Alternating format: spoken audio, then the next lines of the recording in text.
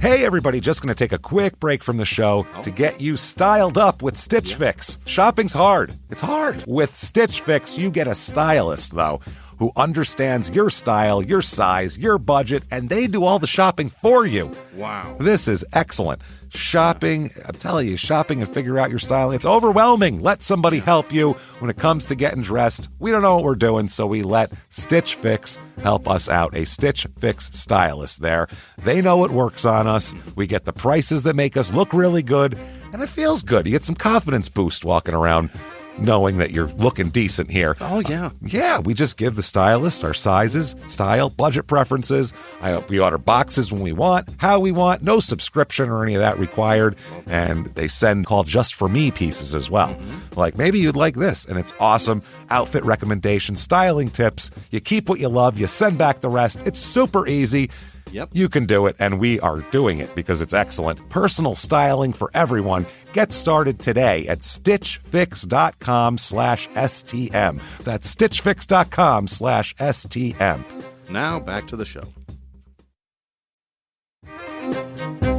Hey everybody, just going to take a quick break from the show and tell you about Noom. Has Noom helped you? I believe it has. Oh, that's got an app. You can do tracking. It's terrific. It does. And Noom builds personal plans that can meet individual needs. That's the thing. Takes into account any dietary restrictions, medical issues, other personal needs. That helps build a plan that works for you. And yes, so I know that you've had your own personalized program here that you've been working on. And it's weight loss This is weight loss results that last. They stick around because you get yourself into a lifestyle change. That's what matters. That's mainly it. You can't just say, I'm going to cut that out for a month and then go back to it. That's not what it is.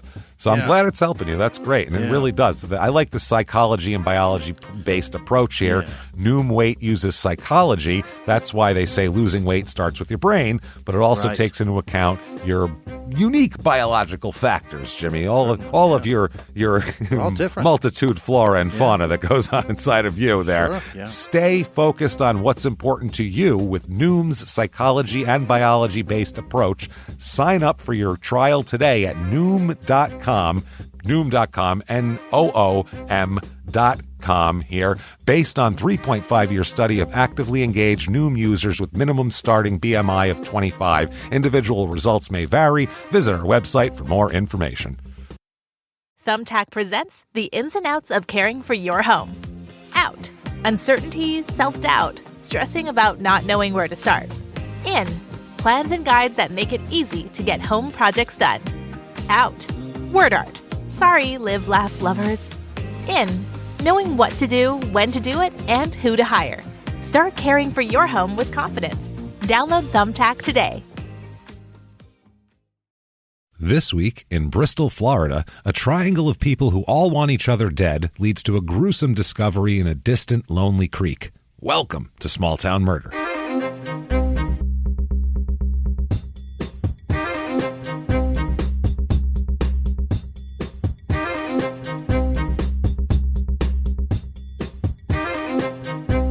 Hello, everybody, and welcome back to Small Town Murder. Yay! Oh, yay indeed, Jimmy. Yay indeed. My name is James Petrogallo. I'm here with my co-host. I am Jimmy Wisman. Thank you. So you almost said, hi, I'm Jimmy.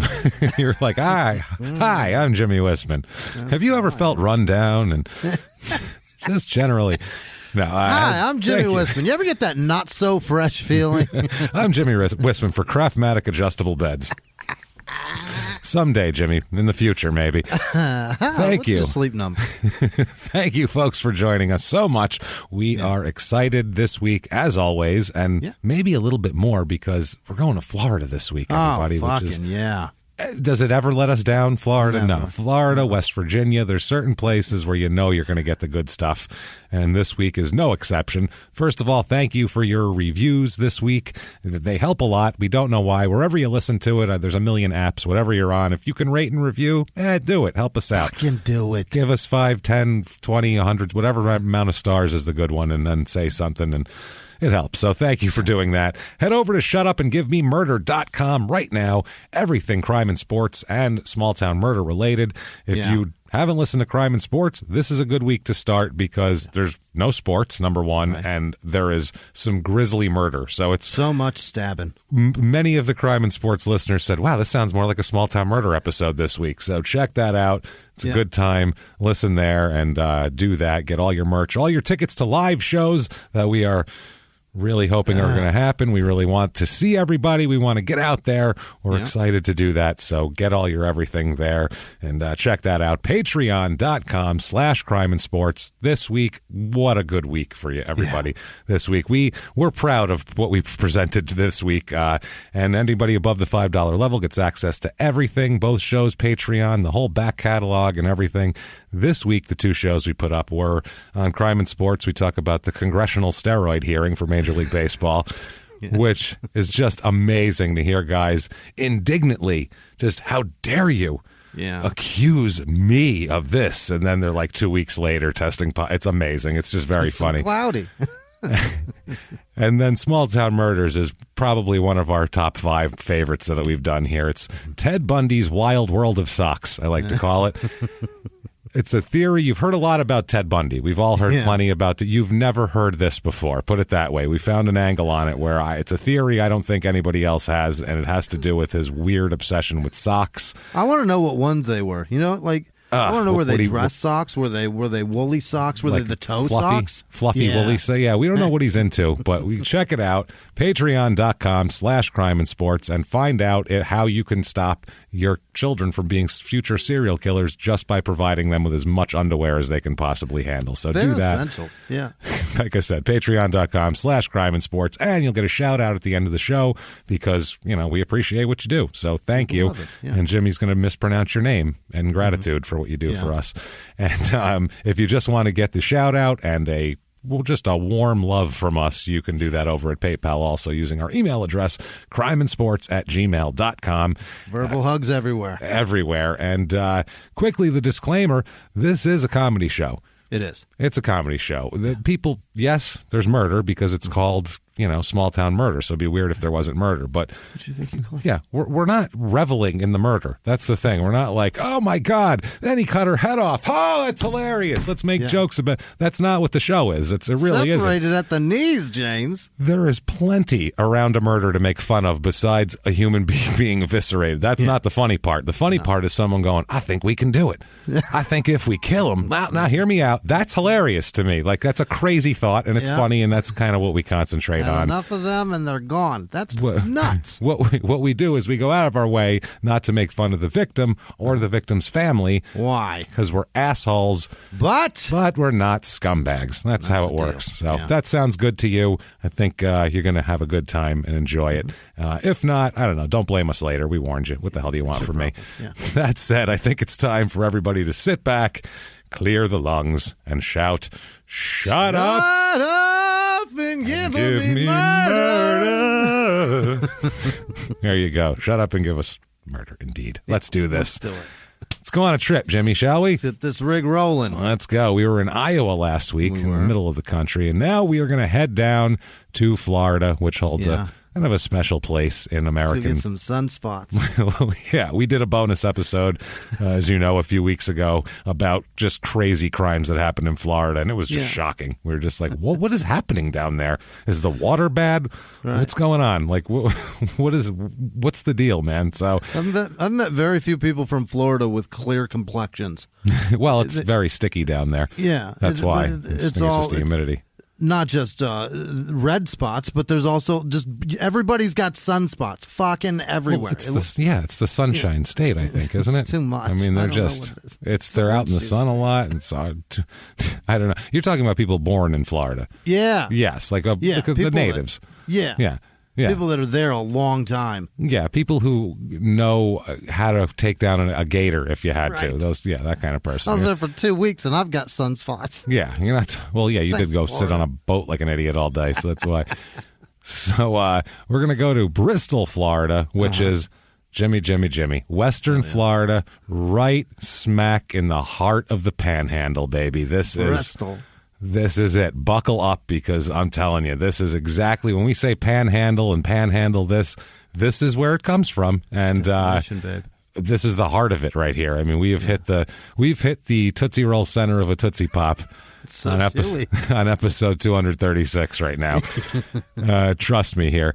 It's about 50 minutes to Tallahassee. And now if you're thinking Florida, if you're not from the United States, or if you're just, not great with geography, you're thinking, oh, Florida's where Disney World is. No, not here. This is not where Disney World is. From here. This is 4.5 hours to Orlando. So holy shit. Mickey Mouse would not want anything to do with this place.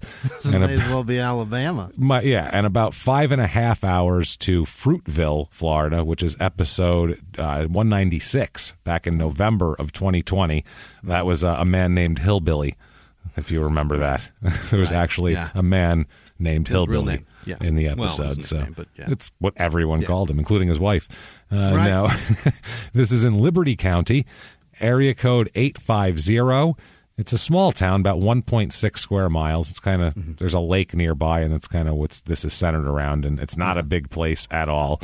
Motto here, this is nice. It's upbeat. I think they're trying to get people, because it's rural, so you think of it as kind of slow-paced, and they're like, no, you come here and party, quote, come shake your panhandle. So I don't know. Maybe that's...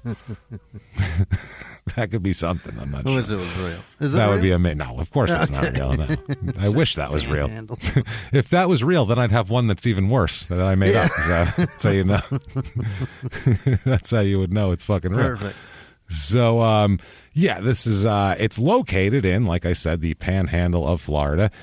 Bristol is the county seat of Liberty County, and that's how bleak, kind of just unpopulated this county is.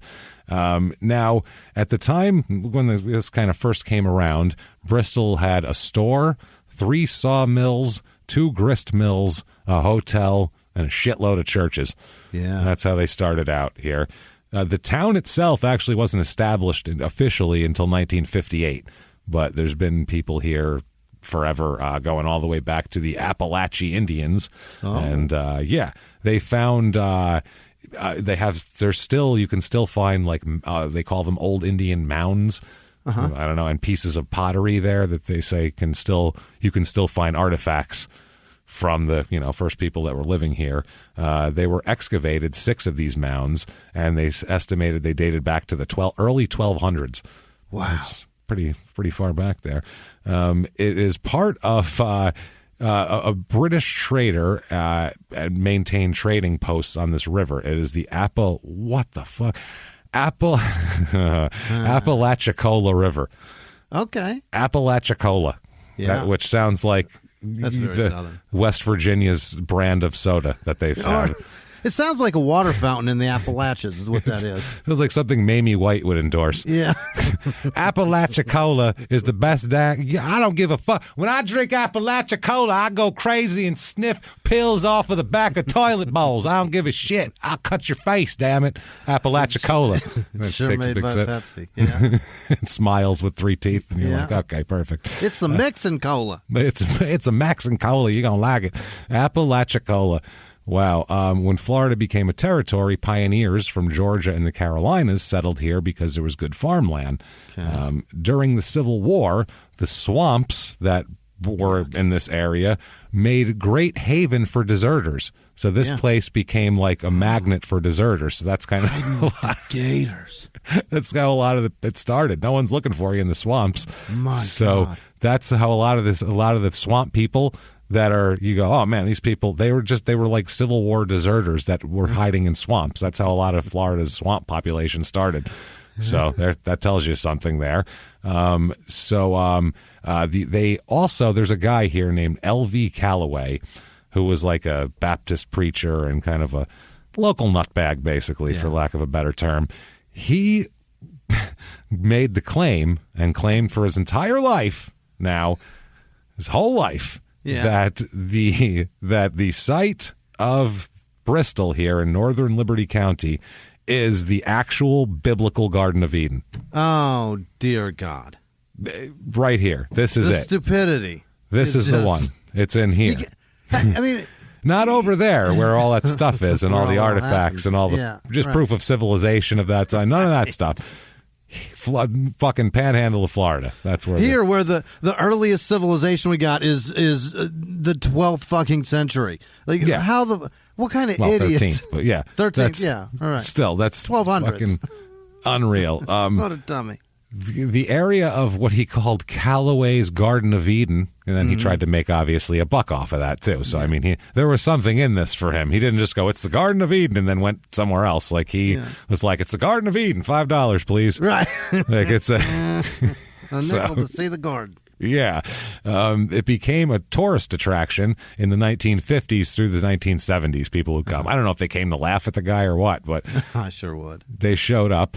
They visited it for the chance to see, quote, the birthplace of Adam.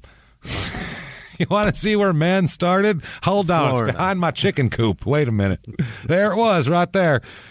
Zapped him on into life. The swamp here, and I'll show you. Yeah. You're going to need these waiters to have a gander at the birthplace. Watch the gators. All right. Adam was, people don't know this, but Adam was eaten by a gator. They didn't put that in the Bible, but that's the truth. It's the Garden of Eden where gators will eat you. It wasn't a Adam snake. Was eaten. That's what it is. It wasn't a snake. It was a gator. That was the thing. They say snake because it's more like universal. There's snakes everywhere. There ain't gators everywhere, but it's a gator. We all know it. Here, hold on. You want an Appalachia Cola? I'll get you one. Help yourself. Now, have a smooth Appalachia Cola here in the Garden of Eden. His evidence was that it was the Apalachicola River with its 4 heads and local sources, which he claimed, by the way, was gopher wood, which is the material said to be used by Noah in constructing the ark. So not only is this the Garden of Eden, but this is where Noah harvested the wood to build his ark here as well. God. So there's a lot going on in the panhandle of Florida, everybody. Jesus Christ. I have some reviews of the town. I can only find a couple because it's a small place, and they're positive. People seem to like it, I guess, if this is what you're into. I found 5 stars. Quote, Bristol is a small town with 1 caution light. 1 stoplight. That's one that constantly blinks yellow. Yeah. No. It's the yellow one saying no red or green. Left and right before proceeding through here. That's no it. red or green option. Right. Just tells you common sense. Common sense. Look for cars as you drive. Yeah. Another road goes through here. Yeah. Take a peek. And 1 stoplight and very little restaurants. Everyone is super friendly and welcoming. You will never meet a stranger in Bristol. Well, anybody you meet is technically a stranger. So it's a stranger. Yeah. You can't. You never talk to people maybe in Bristol aren't strangers, but if you meet someone, it's a stranger.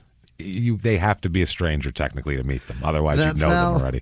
English works. Not to be a jerk, but that's just one of those things where you're like, how do you not write that and go, that doesn't make sense? Not to nitpick your review, dummy. Yeah. I'm going to nitpick your review, dummy. I'm going to nitpick it a little bit.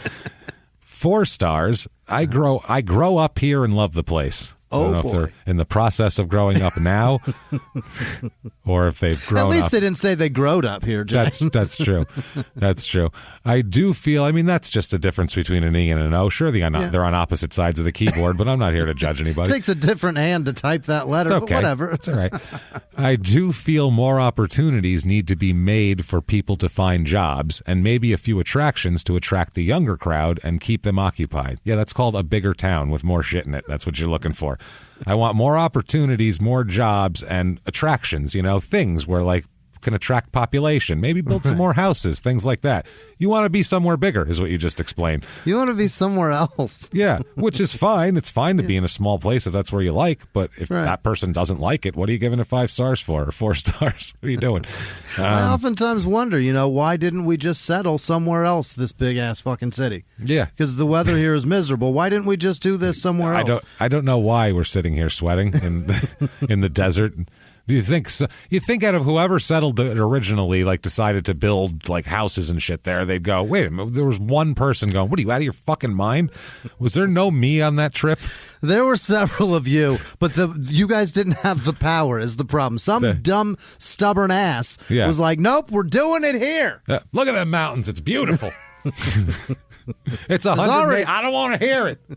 Everything's poisonous. Don't fucking be negative, goddammit. We're looking for positive. We got 5 C's. It's like Billy McFarland Fire Festival. I'm only looking for positive input, and I'm not looking for this negativity. I just need yes men. That's it. I need yes men. That's basically what it was, a giant fire. I need somebody to blow people for water. Phoenix is a fire festival that no one ever got off the island. That's what it is, basically. And they've just literally stayed there. on fire festival. They've just stayed there and armed themselves. That's it. So, including Jimmy. So, not knocking it. See, we make fun of where we are, too. See what I'm saying? Don't get offended, Florida. Phoenix gets it way harder.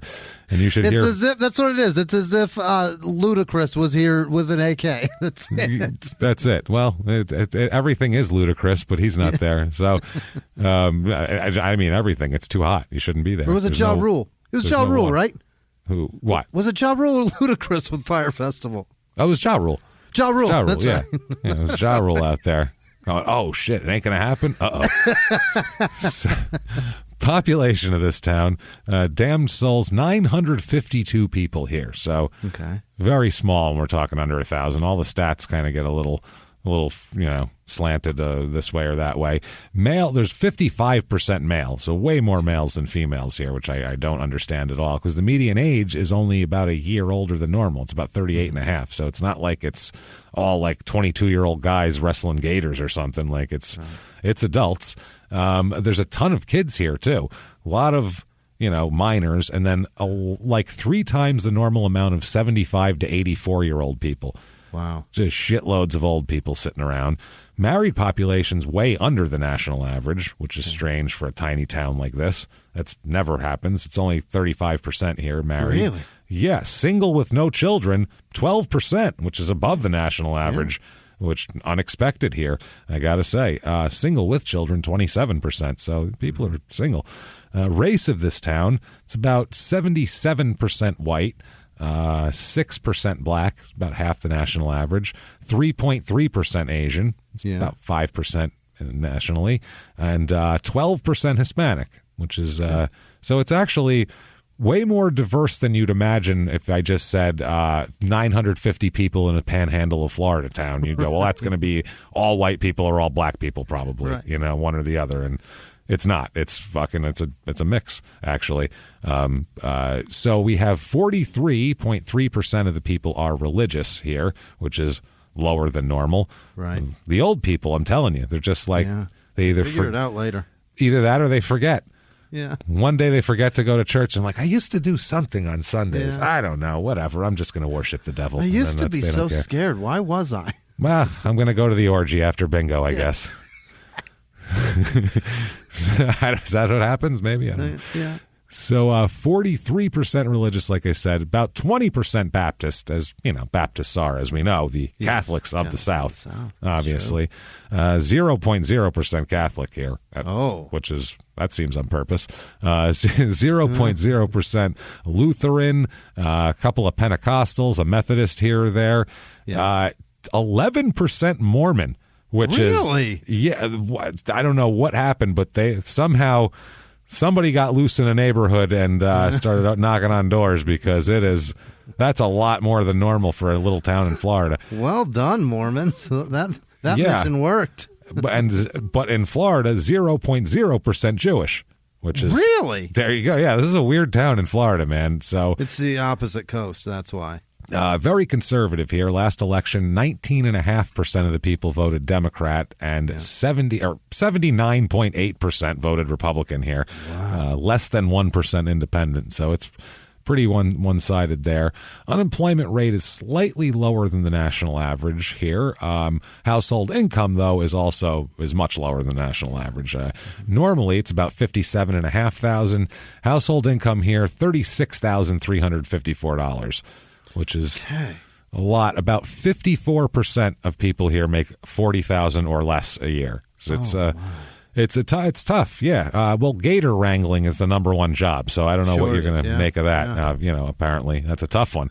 Really, it's a tough way to make a living. It really is. And a gator wrestling job. It's not really, by the way, in case you're. Yeah, but a gator wrestling job People going, really?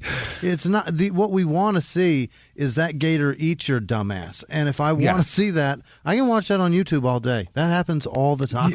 All the time. YouTube. But if I go somewhere, it's probably not going to happen when I'm there. No, so I'd rather just stay home. They really know what they're doing, those guys. Yeah. On YouTube, they're like, film this. I'm going to try. I'm going to take that gator down. They're half drunk and shit. Smacking them with a stick and sticking their face Come on now. Cost of living here, 100 is average, regular. Here it's about 80, almost 84. So not that inexpensive. The only thing that is inexpensive is the housing, which is a 50 out of 100. Median home cost $115,100. So pretty low. 55% of the houses are worth under $100,000. Holy shit! It's I don't know. Those look like sinking into the swamp or what? Yeah. And well, if you want to find out, we have for you the Bristol, Florida real estate report.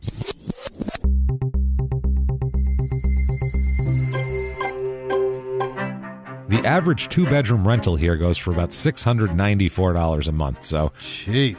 It's pretty cheap here. Now I'm going to give you a few options, Jimmy. I found a 1-acre lot. It's just a lot. Plenty of trees on it. And I don't know how mushy the ground is or whatever, or if it's got gators or whatever, but things that will eat you in the trees and bugs and the animals too, in addition to the people that will probably eat you that live in the trees. This house, it's only $14,000 though. So for one plot, a whole acre. Yeah, I mean, but it's an acre of, I don't know what you're going to do with it, honestly. It's $250,000 in Phoenix. Oh, well, yeah. Well, it's also cleared. This is going to be, you really got to put some work in. I found a 3-bedroom, 2-bath, 720 square foot house. Okay. I don't know how you fit 3 bedrooms in 720 square feet, but... Did you say 3 bedrooms, 2 baths? 2 baths and 720. How? That's all it is bedrooms and bathrooms. There's no, you walk in and it's bedrooms to the right and left and bathrooms. It's not great. It's on a half an acre of land. It's a little pricey, honestly, for this. $139,000. Holy shit. Then I found a 3-bedroom, 2-bath, 1,676 square feet. So 3 bedrooms fit in it. It's decent. It looks freshly painted. Looks like it's been, kept up. $199,000, which still seems high for the area. It does. It does. Now, things to do here. I found a couple of things. First of all, I found they have this like pioneer settlement place there nearby, and you can do pioneer classes at the settlement. So you can fasten your bonnet. Come and experience a day from long ago by turning back the clock in living history demonstrations and classes. You can take a blacksmithing class. What? They want. Wow, that's wild. Learn the art of shaping heated iron and steel. Great. We did that in metal shop in school there. Don't you know how to do that? I've seen Robin Hood. Water bath canning. So you want to learn to can things? There's that. Your bath water? Jelly and jam making, and then of course syrup making as well. So you can check out that, or just catch gators. You can just catch gators. There's a guy named Corey Capps here. He teaches you? No. This is a guy who catches gators. He said that he had seen this gator for years around his house here. Yeah. And he says it was in an area of the Apalachicola River where his family and friends like to fish and play. And he said the gator kept getting too close. He said, quote, there's enough people back there that something needed to be done with them. He said, quote, he ain't scared of people no more. Oh, great. So he killed it. And it was a 13-foot alligator weighing 1,008 pounds. My God. Yeah, it was a giant fucking alligator here. And so, and his wife said that he couldn't keep it, basically. No. In the house. He kept the head for himself, and he wanted to mount it. And his wife said, you're not putting a giant fucking alligator head on my... Atta girl. Yeah. So, crime rate in this town, what we're interested in, of course, is about, property crime. It's about 50% above the national average. So... Okay. It's a little high here for a 950. You know everybody. Remember, you never meet a stranger in Bristol. Never. So someone you know is stealing from you all the time? That's fucking really shitty. That's terrible. Steve, stop stealing my shit. God, I know it's you. I've met you before. There's no strangers in Bristol, Steve. Just yelling at people. Yeah. Just running away. Now, violent crime, murder, rape, robbery, and, of course, assault here. The Mount Rushmore of crime. Hell yeah. Also high. It's about really? About 20% high. So what is happening? I don't know what's going on in this town. I really don't know what's going on in this area. I don't know if it's the easily accessible areas to dump bodies, or I don't know what we just dump them and the gators will eat them. I don't know what the fuck is happening in this town. That said, let's talk about a murder, shall we? Oh, shall we? Let's get into this now. To do this, I think let's go back in time a little bit here. We've done some real recent ones. We're going back to the 70s. Hell yeah. The swinging 70s, baby, here. 1976. Let's go back to. The bicentennial, James. Oh, yeah. June 27th, 76, right before the 4th of July bicentennial in this country. We weren't alive, either of us, but from the footage I've seen and from if you look at any movie that takes place in 76, like everything is covered in stars and flags and bicentennial and everything is. It was like a huge deal. I remember my mom told me about it, and then I did the math, and I was like, I missed it by 5 years. The next one is when I'm 95. I'm like, I'm not even gonna make that. How dare you tell me of this unbelievable celebration that I'll never see? We were born right in a bad cusp for that kind of shit. We're gonna never see that. We're gonna be right in the middle of 2 centuries. It's not good. Not great at all. So we're going to go to, like I said, June 27, 76, so a week before the bicentennial. I mean, this is exciting. Let's all get our goddamn fireworks ready for this shit. So suspense is crazy. Okay, now there's a man named Aubrey Lawhorn here. Yeah. Okay, Aubrey Lawhorn is a fisherman. Okay, and he's fishing in a creek. At Sifret Creek, Syfrett Creek is where he's fishing. Okay, on June 27th, and it's a creek, so he's looking around and he's watching for gators, and he's fucking making sure nothing eats him. It's Florida; things are going to eat you. Yeah, get on a swivel, babe. He does discover something that he didn't want to find, but it's not a danger to him, but definitely something that he didn't want to find.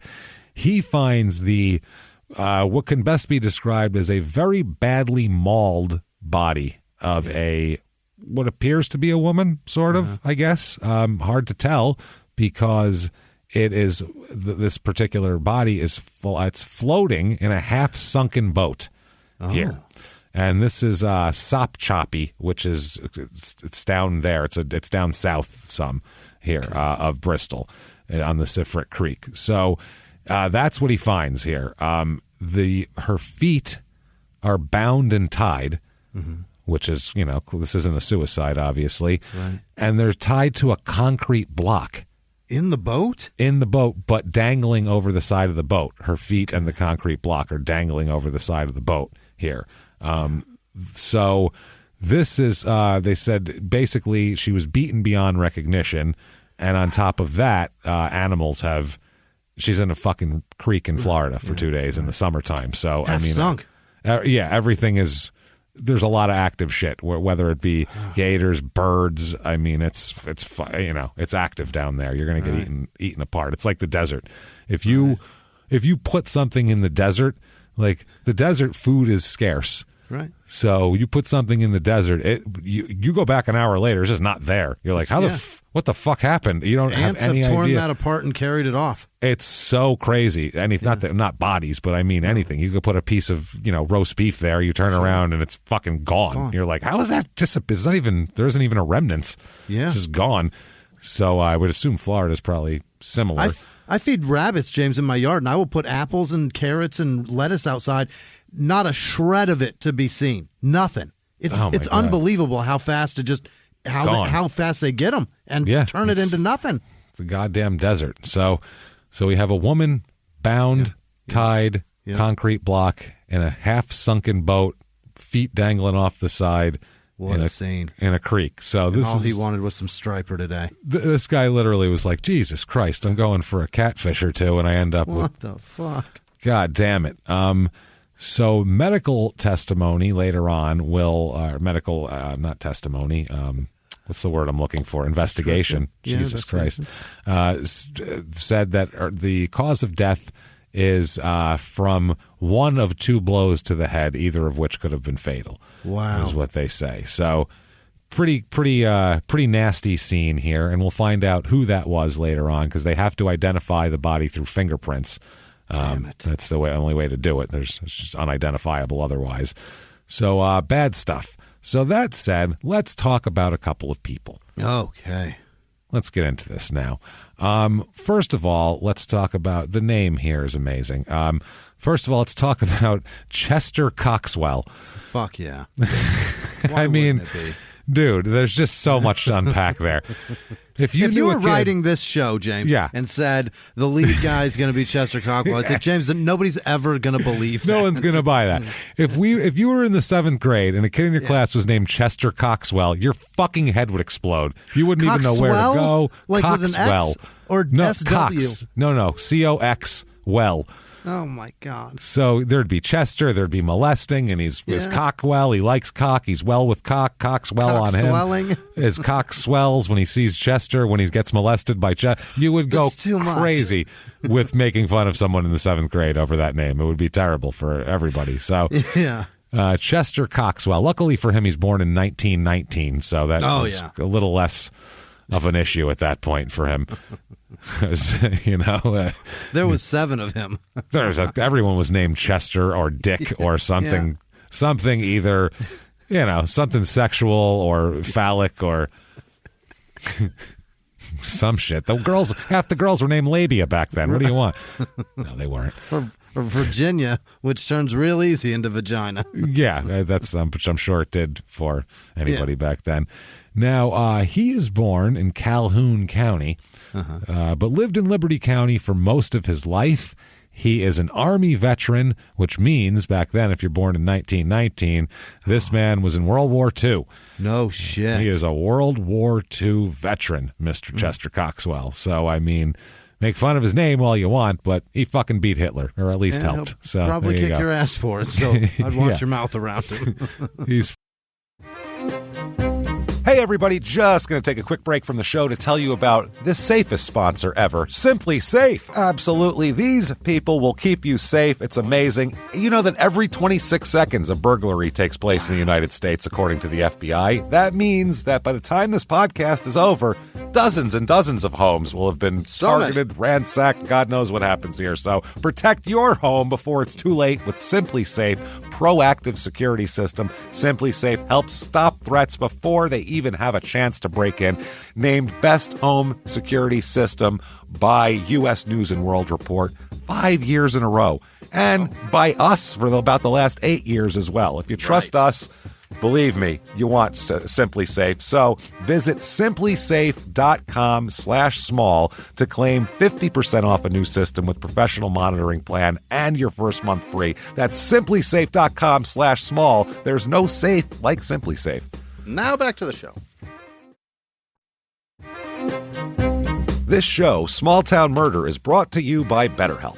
Get yourself some therapy, everybody. Honestly, here. We often hear about, red flags that you should avoid. Hey, that's a lot of a thing. It's become a real phrase now, real cliche. But why don't you focus also, you look at green flags in friends and partners. Look for good things as well. Right. And maybe you're not sure what that looks like, though. Therapy can help you figure that out. What are positive things? What are the green flags? And then you can practice them in your relationship. It's absolutely a fact. And so, honestly, we absolutely are huge advocates for this. It really, really helps. BetterHelp is fully online, making therapy affordable. It's convenient. They serve over 5 million people worldwide. You can access a diverse network of more than 30,000 credentialed therapists, wide ranges of specialties there. Here's the coolest part. You're not getting along with your therapist, you're just not feeling it, you can switch at any time, no extra charge. Wow. The thing is, they want you to get help. That's it. And you can do it with BetterHelp. Discover your relationship green flags with BetterHelp. Visit BetterHelp.com/smalltownmurder today to get 10% off your first month. That's BetterHelp, HELP.com/smalltownmurder. Now back to the show. Hey everybody, just going to take a quick break from the show and tell you all sorts of good stuff about Chime. That's what I'm talking about. There's so many extra fees you have to pay in life. Everything. You go to the airline, there's an extra ticket on that. There's extra fee on every fees and fees, hotels, fees, all this type of stuff. We're trying to make progress, and the next thing you know, here comes another fee coming at you, and it's more money than you expected, and your whole math is thrown off, and it's awful. Learn more at chime.com/smalltownmurder. Chime is great with that stuff. I mean, you can't beat if your things are a little tight, especially around the holidays or after the holidays. Yeah. You need that money a couple days early, or you go grocery shopping. You got a car payment due. There's so many things that don't cross over exactly how you want them to cross over. Make progress toward a better financial future with Chime. Open your account in 2 minutes at chime.com/smalltownmurder. That's chime.com/smalltownmurder. Feels like progress.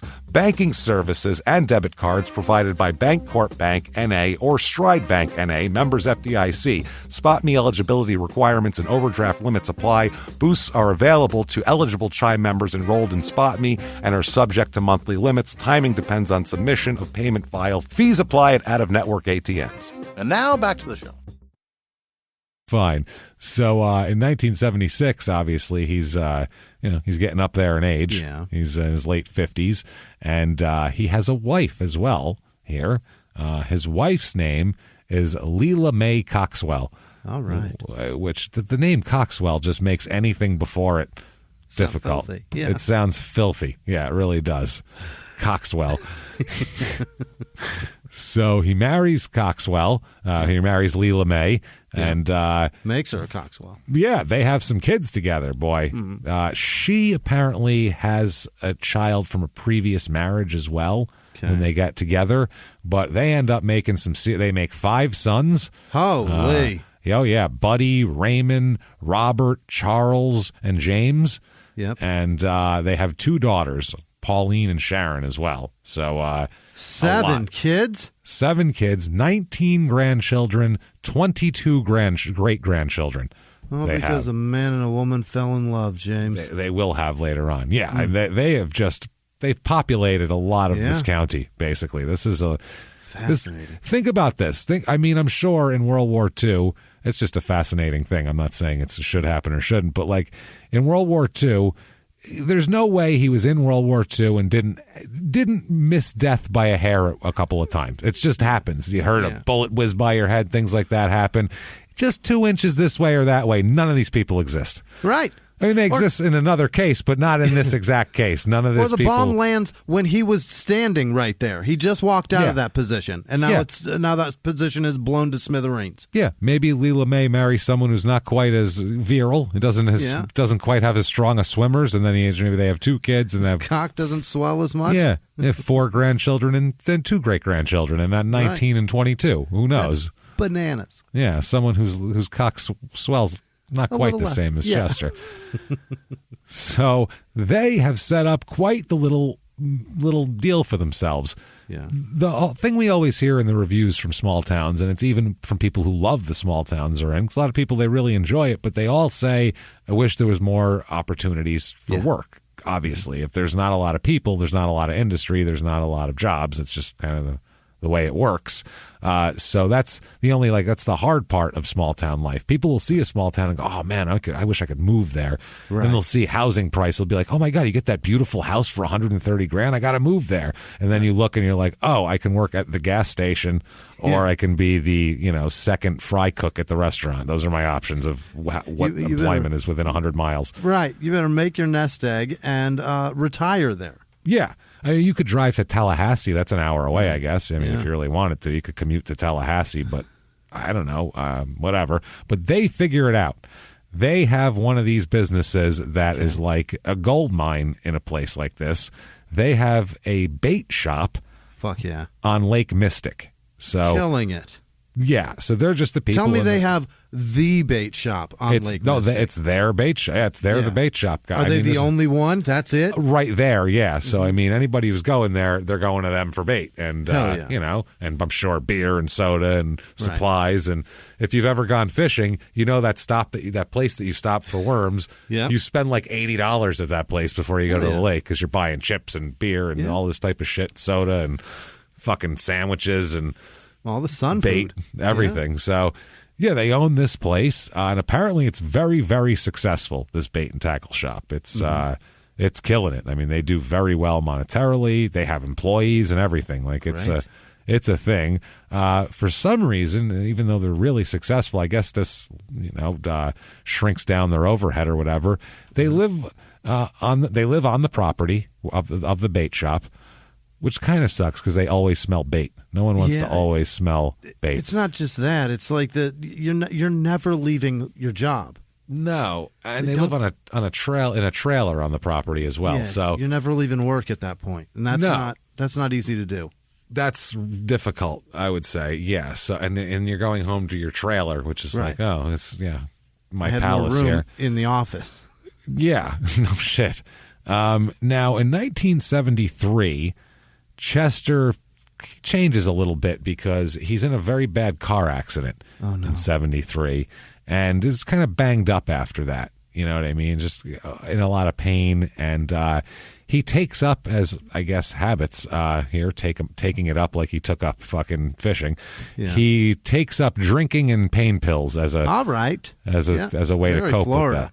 Very Florida. So in the 70s, he's way ahead of his time here. Oh, he's a fucking trendsetter. But he figured it out that those two together can get you quite fucked up. So, holy shit, these two together! I am flying. Oh man, how many wrestlers' hearts have to stop before everyone figures this out? So, and apparently Chester has he fucks around a little bit. On the side, Chester. He's not exactly Mr. Great Grandfather over here. Has also kind of got he's got his finger in a couple extra pies, to put it in a way here. Yeah, he's even in 76. He's involved in an extramarital affair, and we'll discuss with who. Now, all of these things, by the way, all of this shit turns into. He's mad at her and she's mad at him, and then there's another woman who's also mad at her. So we get a feud going on here. Now, Judy Barnes we'll introduce here. She's 26 years old, and she's a bait shop employee. No, James. And Chester's giving her the coxswell.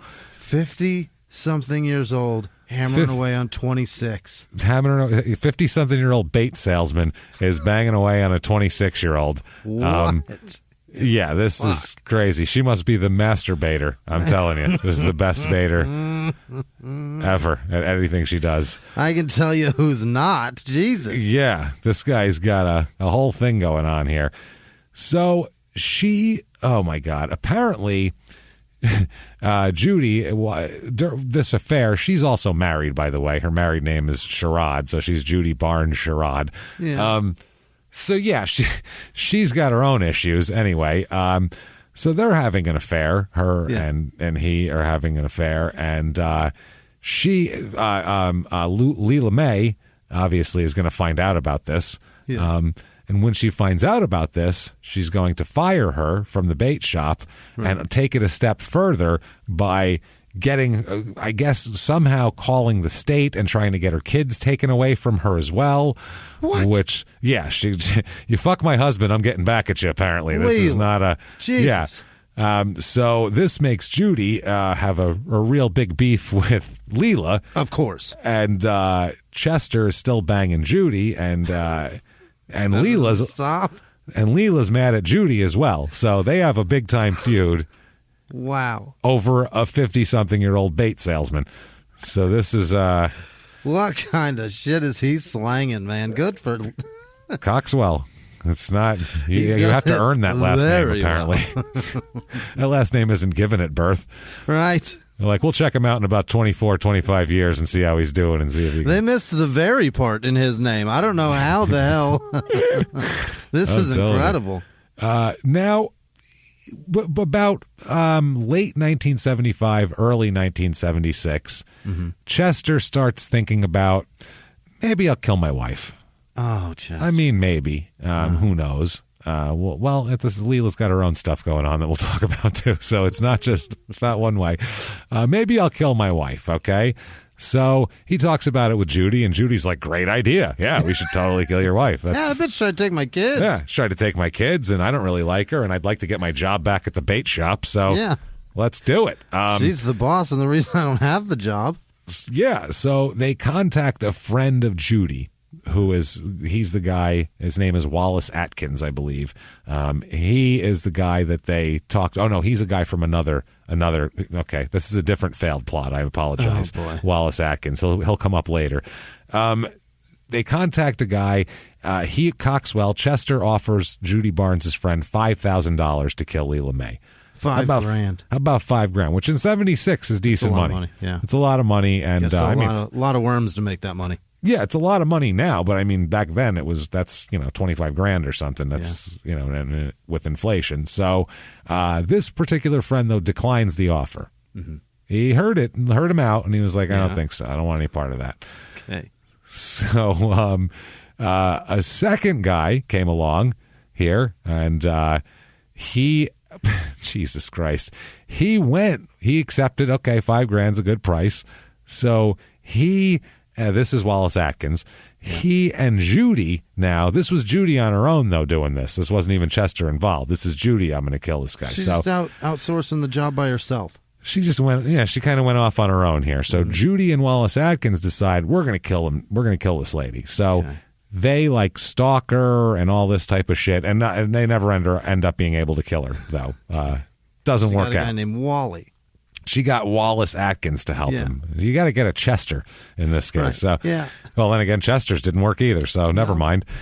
So, anyway, later on, Wallace will end up getting arrested for this the attempt of this, because you can't try to kill somebody. No, you can't come up with a plot and then try and be like, well, it didn't work out. Like, it's still attempting. It's a conspiracy. It's not illegal, right, officer? No, murder conspiracy plots aren't. They're good, right? So now Judy Barnes is frequent guest at the Black Tavern, is what it's called, near Bluntstown here. Mm-hmm. So she goes and hangs out at what's called the Black Tavern. That's the name of it. And even after she gets fired, basically Chester still gives her money. Still basically pays her like she works at the bait shop, but she doesn't work at the bait shop anymore. She works at the Coxwell shop, I guess. So he gives her, pays for groceries. He has an account set up for her at the Bristol store, the grocery store there. Okay. And all this type of shit. Another time he sent her $150 for something else. So he tries he's taking care of her here. Now another a taxi driver named Chester. See, Chester, just a common name. They're everywhere. Chester Goodings. He will say that in this period of early 1976, Chester Coxwell had sent this cab driver to pick up Judy Barnes and bring her to him about 6 or 8 times in this period. So he's retrieved her via cab multiple times. Yeah. So so there's still the affairs going on. Now Judy said, she openly threatens Leela May's life. Really? Yeah, she's like, I will kill that lady. She tells everyone she knows that she wants to kill her. She tells Leela May she wants to kill her. She doesn't care. She doesn't care because she said that Leela May had her kids taken away from her, and she wants her fucking dead because of that. How dare she? Yeah. Got my goddamn kids taken away from her. And there was other things. They got in an argument. There was all sorts of trashy shit was going on. With this whole Judy Barnes, wherever she's around, there's she's like Pigpen. I feel like there's just a cloud of trash following her. Yeah, all the people she knows, including Chester. Yeah. It's a fucking disaster here.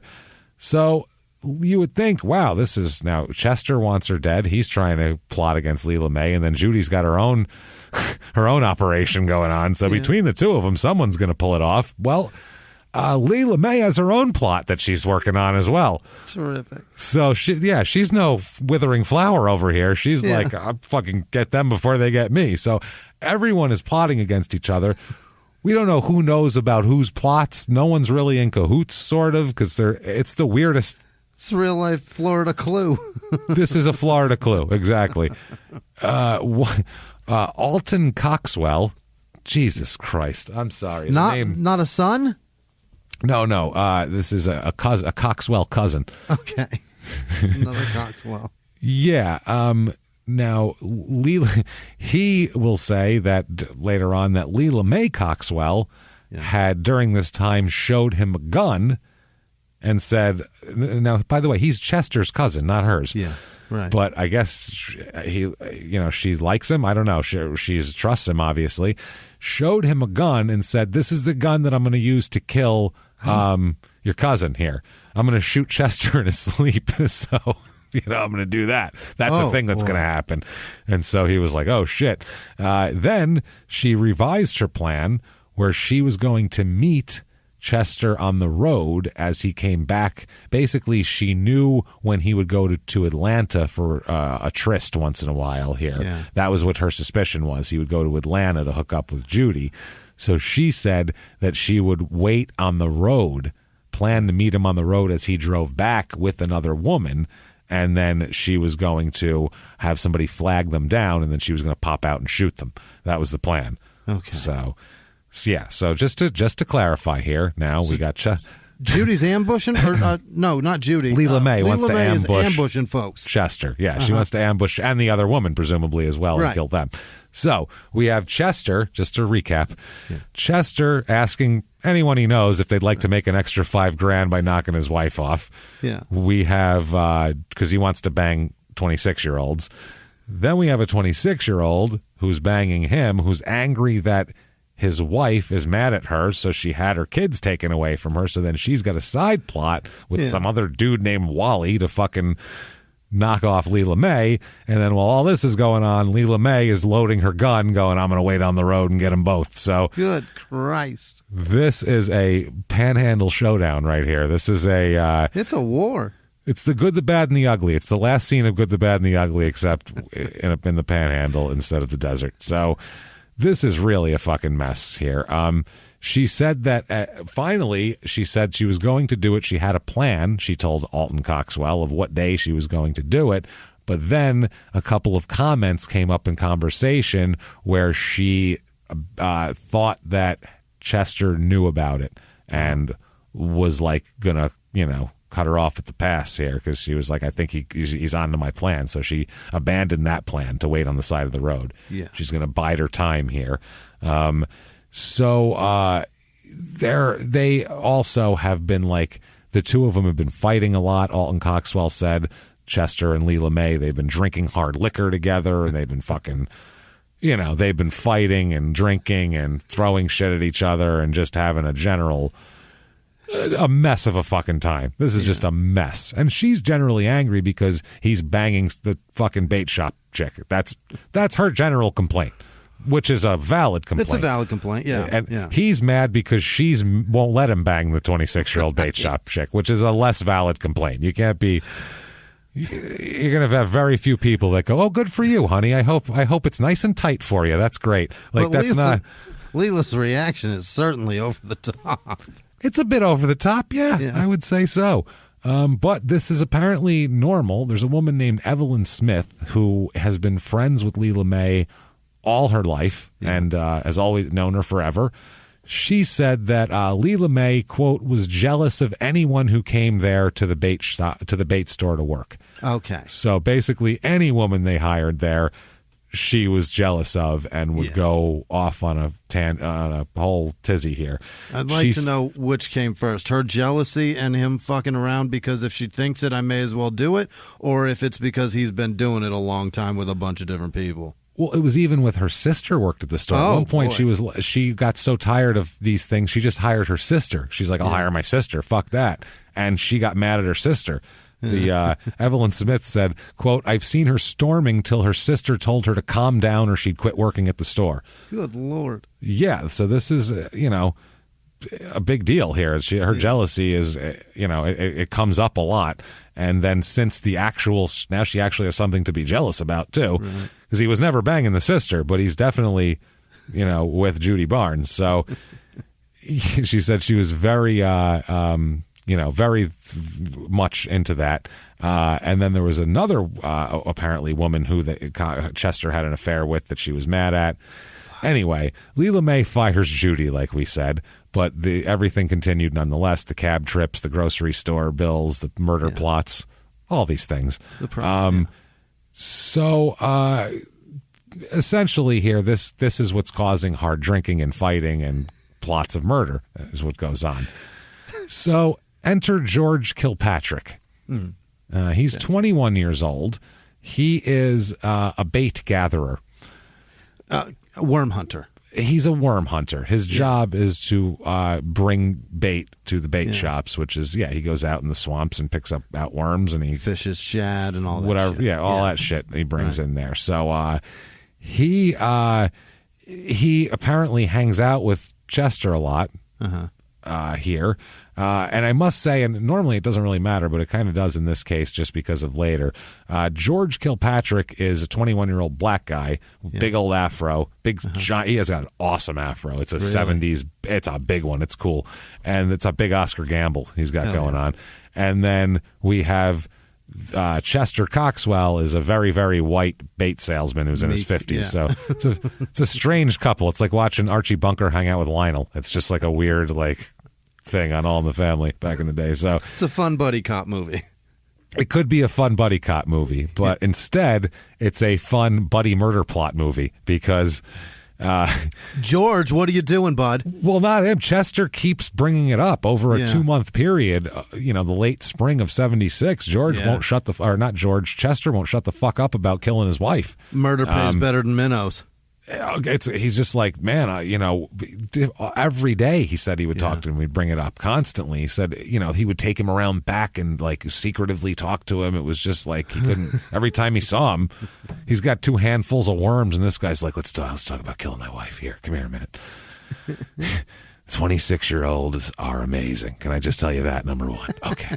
In 5 years, you'll find out. Next.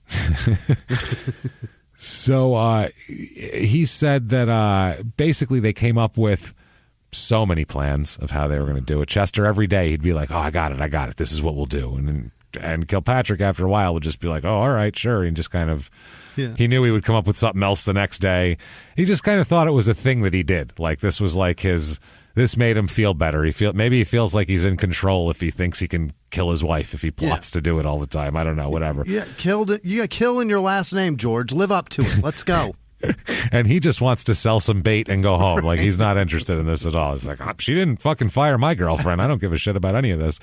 So now he said that Chester asked him approximately 50 times. Wow. About this. 50 times, that's a lot. I would say.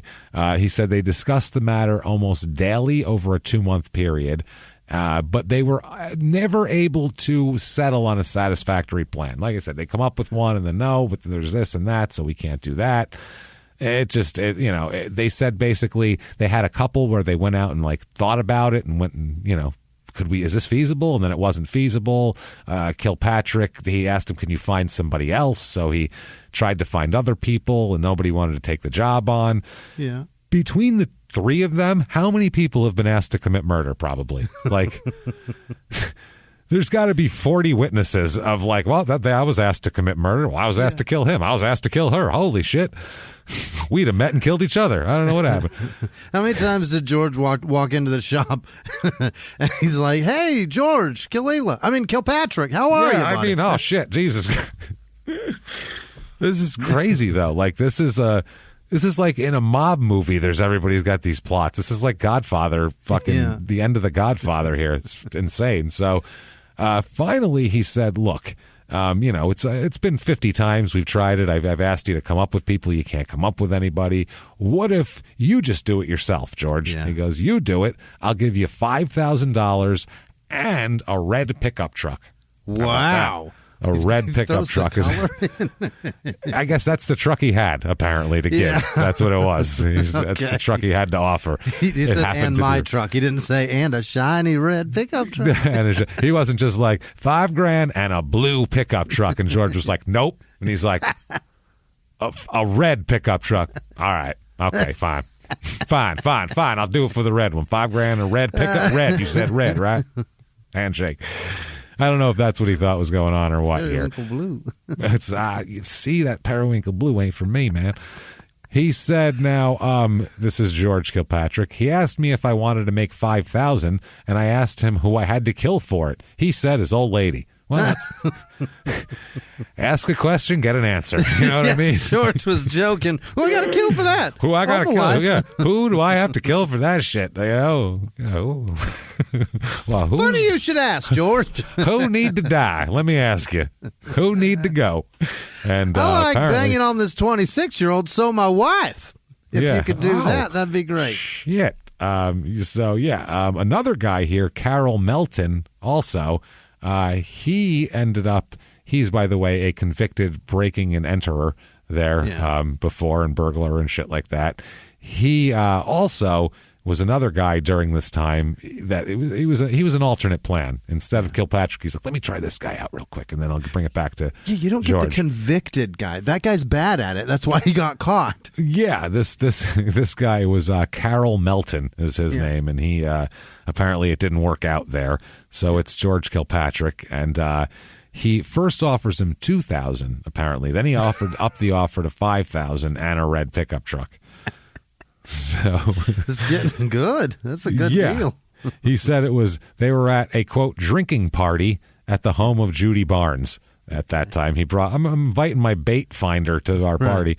But before I fuck you, I'm going to discuss murder. She was probably involved, sitting there doing it. Who knows? Yeah.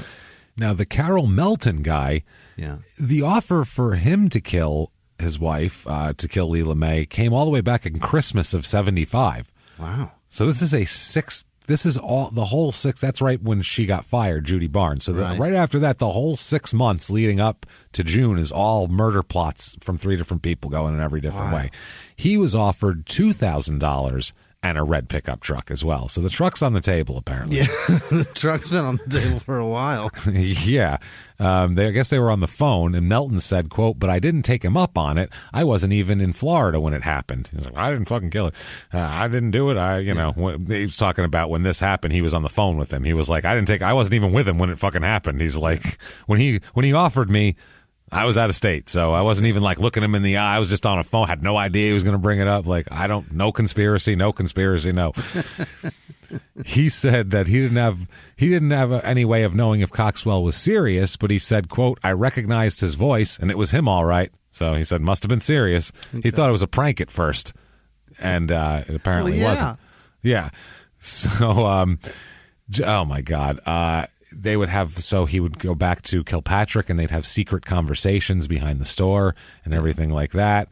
A guy named Alfred Walker, he is one of Kilpatrick's friends. He said he went on one of the trips up to drop some bait off, and he once heard Chester tell George, quote, you're lying, you ain't gonna do nothing.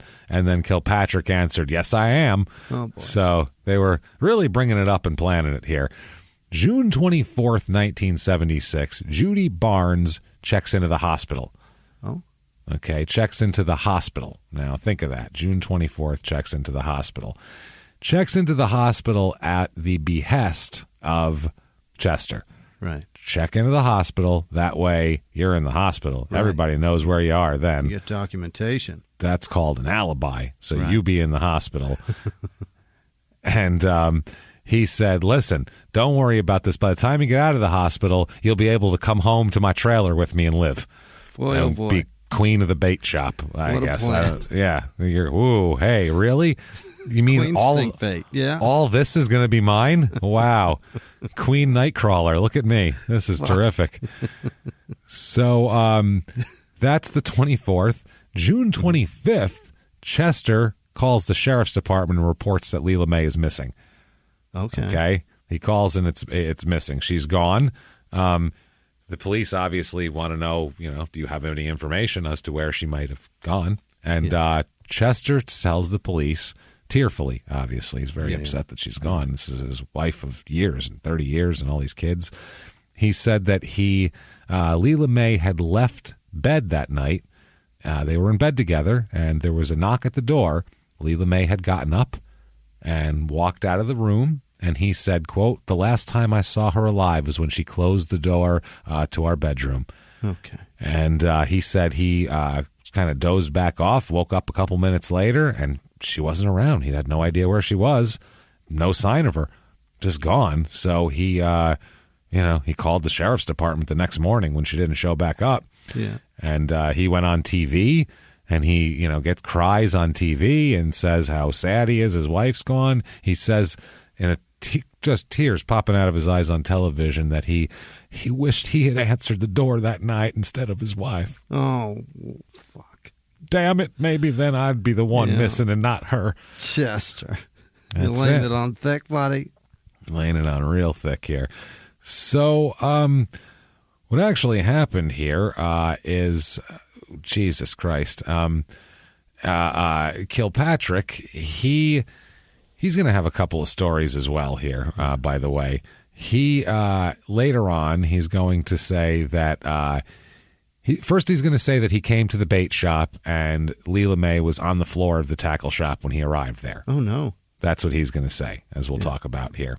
Then he said that Chester pressures him into hauling the body away.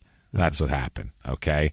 But he also makes a statement saying that in one of them, he says that he was offered $1,000 to find somebody to kill Leela Mae, and when he couldn't, then he was offered $5,000 in a red truck to do it himself.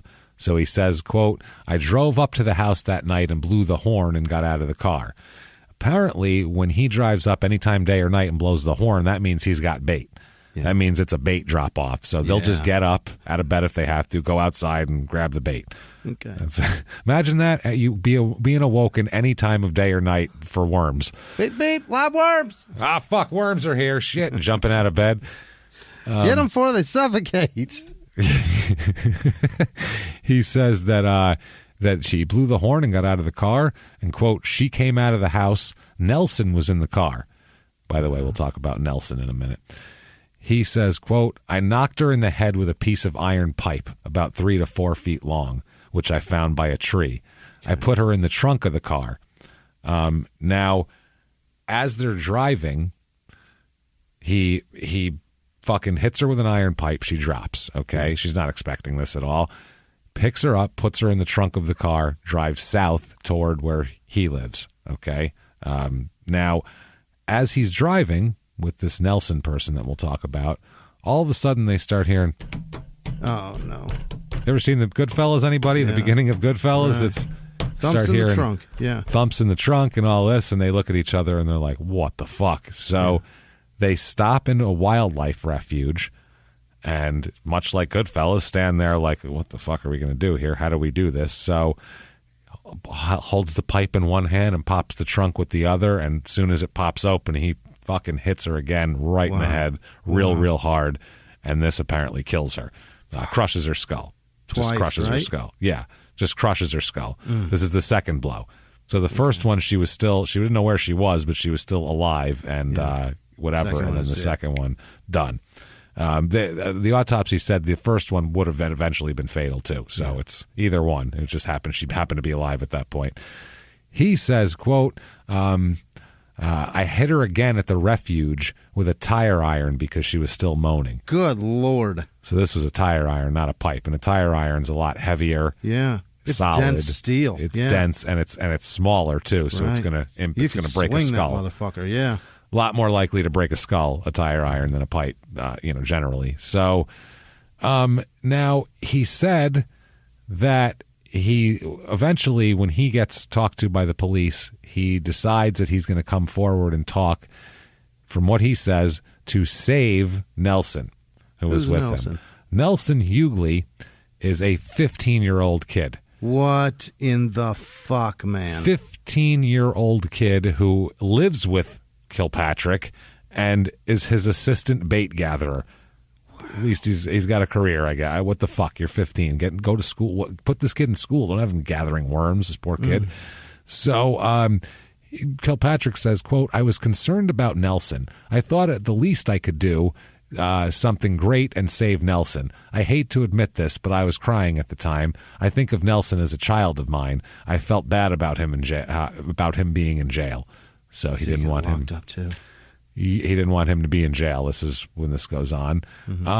He said he didn't think about, because they said, well, if this guy, because his first story was, I came in, she was dead on the floor, that he forced me to go dump the body. And they said, well, why didn't you just take the body to the sheriff's department and say, hey, this guy just made me do this? Right. And he said that Bristol was a, quote, rough place for black people. And I didn't think that was to drive up to the sheriff's department in 1976 with a big afro and go, hey, there's a middle-aged dead white woman in my trunk. Right. Probably not the fucking best way to go about it. You know what I mean? It's a good way to get marked, for sure. If you put yourself in that situation, you'd go, Jesus, this looks bad, right? Yeah. I mean, head crushed in and in my trunk, so it's really hard to be like, someone made me do this. It's hard. So understandable, but then later on he admitted that that was a lie and that he actually did it. Now Nelson, we'll talk a little bit about Nelson. He'd been in the car with George that night. He said, quote, I heard a lick laid across Mrs. Coxwell's head, and when I turned around, I just saw her falling. I saw George with an iron pipe in his hand. Fuck. That's what he saw from the windshield. Now later on, they're going to try to discredit Hughley by saying that he's just doing this to get a lighter sentence for himself. Sure, yeah. He's also a child. Right. Now the problem is there's a real issue in the police officers' taping of these discussions later on, where there's an officer, this detective will only tape portions of the questioning that he thinks are relevant. So basically he stops the tape, and then when they get to something that he considers relevant, then he'll turn the tape on. So there's no way to know how we got to there. You know what I'm saying? Yeah. So that you don't do that anymore. That's dangerous. That's get it thrown out, babe. That's more suspicious than not having it on tape at all. Right. You know what I mean? Because that sounds like you started talking, turned it off, roughed him up, and got him to say that shit. Or, did whatever form of coercion, offered him something, gave him a special inducement. Who the fuck knows? Offered him a blowjob if he told you don't know what the fuck anybody could do. Did. Yeah. I mean, anything's possible when you make it look suspicious by cutting parts out of it. It looks suspicious. Tape the whole thing. Let us decide what's relevant or not. When Richard Nixon got busted, when it had all the tapes and they figured it out, and they were like, there's pieces missing. That was the biggest thing in the world, because what's on that fucking 15 minutes of missing tape? It's the smoking gun. I mean, people's heads explode over that shit. I have 100 hours, but that 12 minutes is the piece that makes it all worthwhile. And it's kind of what it is here. So he says, later on, they'll say a man's life is on the line, and this guy's saying, quote, I don't want to waste tape. Because that was the excuse, was he said that the officer said he only taped the relative portions because he didn't want to waste tape. Yeah, Maxells are expensive. They are in the 70s, but it's a murder investigation, so let's pony up probably. Let's spring for this. Hey, everybody, just going to take a quick break from the show to tell you about a healthy, delicious item, Hero Bread. And we're both trying to get healthier this new year. Jimmy had a eye-opening doctor's appointment and things like that. Yeah. So we're trying to get healthier, and I'm telling you right now, this Hero Bread is a good step in this direction. It's delicious, and it is really good for you, and it's really excellent. They have the sliced bread is good, the bagels, the tortillas. I know you've been they're terrific. Ranting about the tortillas. They're so good. With Hero Bread, you can focus on your health goals and still indulge in the soft, fluffy experience you love, but guilt-free. I really love the little Hawaiian rolls, too. Yeah. They're so good. They're so good. The Hawaiian rolls, they're legit. They're fluffy. Yeah. They're exactly how you want them to be. You'd never know it's low-carb and high-fiber bread from the texture. You get the soft, fluffy experience you know and love with your savory breakfast sandwich, late-night grilled cheese, Taco Tuesday. Do it. No compromises, just flavor, ultra-low net carbs, 0 grams of sugar, high in fiber. It's fantastic. Hero Bread is offering 10% off your order Go to hero.co and use the code smalltownmurder at checkout. That's smalltownmurder at hero.co. And now back to the show. Hey everybody, just going to take a quick break from the show to tell you a little bit about Sono Bello. You know, the most known secret with celebrities and influencers and all these famous people is so many of them have had lipo. They've had lipo, whether it's a little touch up here or a total makeover. Yeah. Nobody has a perfect body. That's the thing. No. They may look like it on TV, but there's things that help that. Absolutely. Lipo now has changed, and Sono Bello's been at the forefront with using LAL technology and getting those beautiful and natural outcomes for each person. Looking real natural. Our friends at Sono Bello are offering their best deal. You're now included in their winter savings event, but appointments are limited, so please get on this. Sono Bello doctors are masters in micro laser fat removal, a brilliant technique that removes stubborn fat permanently wherever your problem areas are. Tummy, love handles, thighs, arms, it's gone in one comfortable visit. Eating healthy and workouts are great. Keep doing that, but if you want to lose that stubborn fat in one visit, check out Sono Bello. Save big during their winter savings event. Schedule your free consultation now at sonobello.com/smalltownmurder. That's sonobello.com/smalltownmurder. Now back to the show. That's part of it here. So, so anyway, they ended up, after they delivered the final blow, they tied the concrete and the feet and all of that shit and threw her in the creek. But that didn't happen for 2 days. What they did was they killed her in the trunk and then left the car there in the wildlife refuge, and then came back 2 days later because they figured they should get rid of her probably, and eventually it'll be discovered. So they take her out of the car that's been sitting in a hot Florida trunk in fucking late June. Wow. Okay, and that's when they tie her up and they decide they're gonna put her in this boat rather than tie the block to her and throw her in the water. They decide they're going to put her in this boat, hang her feet off the side, and push her out toward the deeper end, and then something would take her off the boat and she would sink, and that's how it would work. But she just floated out there while things picked out. What a plan. Not a good plan. And then that heavy-ass cinder block dragged that side of the boat down and got water inside it, and now it's half sunk. That's exactly what happened. Wow. That's where you have a half-capsized boat with a dead woman in it that's half eaten by gators, which is fucking horrible. So, Jesus Christ, that was the big thing here. He thought it would sink to the bottom, and instead it stayed afloat, and that's that. So Nelson Hughley said that he went to the Coxwell home that night, same story as Kilpatrick, blew the horn. She came out, like we said, what happened here. So they I can't believe they went back to move the body. That is gross. That is gross. So the fisherman ends up finally finding the body. This is after 3 days of intensive air searches, ground searches. I mean, this was a big deal. They were looking for this lady. Now, so the police investigating, before they know anything about Kilpatrick or anything like that, they're investigating and looking at, what the fuck, who could possibly be it. They're investigating Chester, and they find an attorney, Bill A. Corbin, who Chester and Leela May had come to for a divorce. So they had talked about a divorce in the last 6 months. He said that Chester told him that he loved his wife and, quote, would give her everything and go away and start a new life for himself. Wow. I don't care.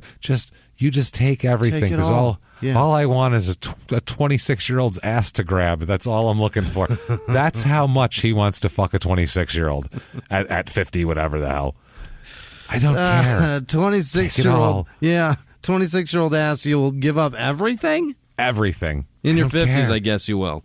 Yeah, who cares? It's fine. Yeah. So, Jesus Christ, he said that he said he would get half of the bait business and do all that. They were going to split the bait business and everything like that. And then he says that if he's convicted, and he still gets half the bait business because he doesn't get her half. So. Right. He's like, basically, if he actually killed her when they're investigating, the guy said, quote, he would have gotten the same half of the divorce. I don't know what the fuck he's doing. So it makes no sense. That's why they were wondering if maybe that's not the motivation, and maybe it wasn't him at first. Mm-hmm. But then July 1st, 1976, he's arrested. Oh. And That's because... No bicentennial for him either? Nope, he's missing the bicentennial. And he lived all this time. All on this earth, he fought in World War II. He's ready to celebrate and see some fireworks. And nope, 3 days before. Coxwelled. God damn it. He got chestered. So July 1st, 76 is when he's arrested. He is arrested on the polygraph test, not testimony, but one of his accomplices had gone to the police and they gave him a polygraph to make sure he was telling the truth, and he was, and that's Nelson Hughley. Okay. He went and spilled the whole beans here. He has nothing to do with anything. He wasn't getting a red pickup. Do you know why? It's because you never have a fucking teenager in your hit squad. Never have a teenager in your hit squad, as we've learned from Crime and Sports. And the rules are steadfast. They really go across sports, small town. It works. So, apparently this was the witness was Nelson. He took the polygraph test, and they ended up saying that, going to Chester and going, we think your story's bullshit now, which was his, I heard a knock at the door, and then she went away, and I never saw her again. So now he's got a different story. Once they get him in there, and they have... Kilpatrick does? No, now Chester does. Okay. They arrest Chester, and Kilpatrick they still don't have yet. Okay. So they arrest Chester and on Hughley's whatever, and then Chester ends up cracking on his story pretty quick, actually. Of his last thing I saw was her in her nightgown, all that bullshit. Wish I'd answered the door instead. Yeah, that story sounded nice. You know, this story sounds way less nice. It's just not good. Now he says that, oh my God, a quote, this is a quote from him, quote, well, not an exact quote, we'll say, paraphrase, quote, a big N-word and a little N-word had come to my trailer and said they wanted to buy fish bait. Oh, Chester. He said that both he and his wife went outside. And then he said that he saw, quote, a shovel come down on his wife's head. Mm-hmm. He said that he knew the one guy, the bigger guy, and his name was George. Now that led police to go and pick up George Kilpatrick, which ended up, that's how that happened. Then Kilpatrick came in and said, oh, no. Au contraire. That's not happened at all. Yeah. Did he tell you about the red pickup truck? Because that's what this is about, Chief. Shiny red truck. Yeah, he's out of his fucking mind. Shovel the hell out of here. He's asked me 100 times to kill his wife. At least 50. At least. This is after the funeral. They let the funeral happen, and then they brought him in. And the sheriff said, quote, I never believed his story about Chester. He finally gave us the name George and then said he was afraid to report the murder at first. Why? He said, I was afraid they were going to come back for me. Yeah. Yeah, because why? So two guys are going to come. They're going to kill your wife and drag her off into the woods to dump her and just leave you standing there.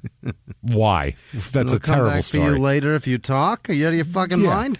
It would have been a better story if he said, I was in the house and I saw this happen, and by the time I got outside, they were gone. That would make sense. But then you would have no reason to say you didn't go to the cops. None of it fucking makes sense. So, Jesus Christ. So Kilpatrick here, he ends up being arraigned on first-degree murder charges, as a matter of fact. Basically, everybody is arraigned on first-degree murder charges at first. Yeah. Now, Sheriff Rankin says, I'm thankful for all concerned that the suspects are in custody. Widow women, and especially women living alone, can rest easy again. Oh, besides the fact that your husband's dead, you can go ahead and rest easy. If you've gotten over the fact that your husband died tragically, then was eaten by a gator back in 68, then I think you're going to be all right. Hey, widows, you know how you're heartbroken? Go ahead and sleep now. Everything's fine. Oh, my God. That's fucking amazing. That is amazing. That's so funny. Why do you use that word? I know, right? Just because it's women that live alone? Is that what he's assuming? Well, he puts them in the same widow women, and especially women living alone. So first he's like, all these widows around here, and really any woman living alone, really. Just rest easy now. Widow women. Even if you got back together with some other strapping man, you can rest easy too. Everybody, just rest your vaginas, everybody. It's going to be okay. Now, all you weak pussies, go ahead and sleep better at night. So they tell Coxwell, obviously, that Kilpatrick doesn't have the same story as him. And, he's talking about red pickup trucks and $5,000 and all that sort of thing. And Chester's like, well, I never. Yeah. God, are you kidding me? Not me. I object. Sir, I object. And then there is one more arrest needs to be made here. Wow, Judy. Judy Barnes is getting arrested, too. She is arrested. You're damn right. At first, they don't even know if she's involved because they don't know. So they just arrest her for conspiracy at first, and they figure at least, if nothing else, they're going to get her on the attempted plot over the spring. Right. That's what she ends up pleading and going to prison for, actually, is the attempted conspiracy of murder there, and a charge of lying during an official investigation. Because that's what they first arrest her on, because she lied and said she never received money from Chester Coxwell for a new car. Okay. Never received it, but she actually did. So they said you lied during an official investigation and arrested her, and then they found out more from there, basically, and it turned into, we have another charge for you here. And they did say that between Judy, Chester, and George, every story is completely different, and they have no fucking idea what to believe, basically. They have no clue what to. It's just three crazy stories, and they're all like, oh, no, I wanted to kill this one. Well, I wanted to kill that one, but nobody... I'm sure George's is the closest to the truth, right? I think it is because, from what we'll find out, I believe his is the truth. If I'm being honest, the reason I said it is because Judy's trying to save her own ass. George is just trying to save the kid. He's trying to save Hughley. Well, yeah, and trying to get himself off the death penalty. The reason Chester's I would believe trying to save his own ass, stay out of jail, and bang 26-year-olds. He's got a lot to live for. Yeah. The reason I believe George is because Nelson and George have the same story. Okay. They corroborate each other's stories, like to a T. So, and neither of them are like in a favorable light to them either. So, corroborating a confession like that kind of makes me believe it. Yeah. I would say, and everybody else is just by themselves going, "Wasn't me. I don't know what you're talking about." So, it's less believable. I'm stunned that George actually did it, man. Being that he has a heart and he cared about a 15-year-old, whereas everybody else just cares about themselves. All I can think of is if you are a bait gatherer. Yeah. George is illiterate, by the way, too. Okay. He doesn't even have much of a chance. Like $5,000 will change a lot for him.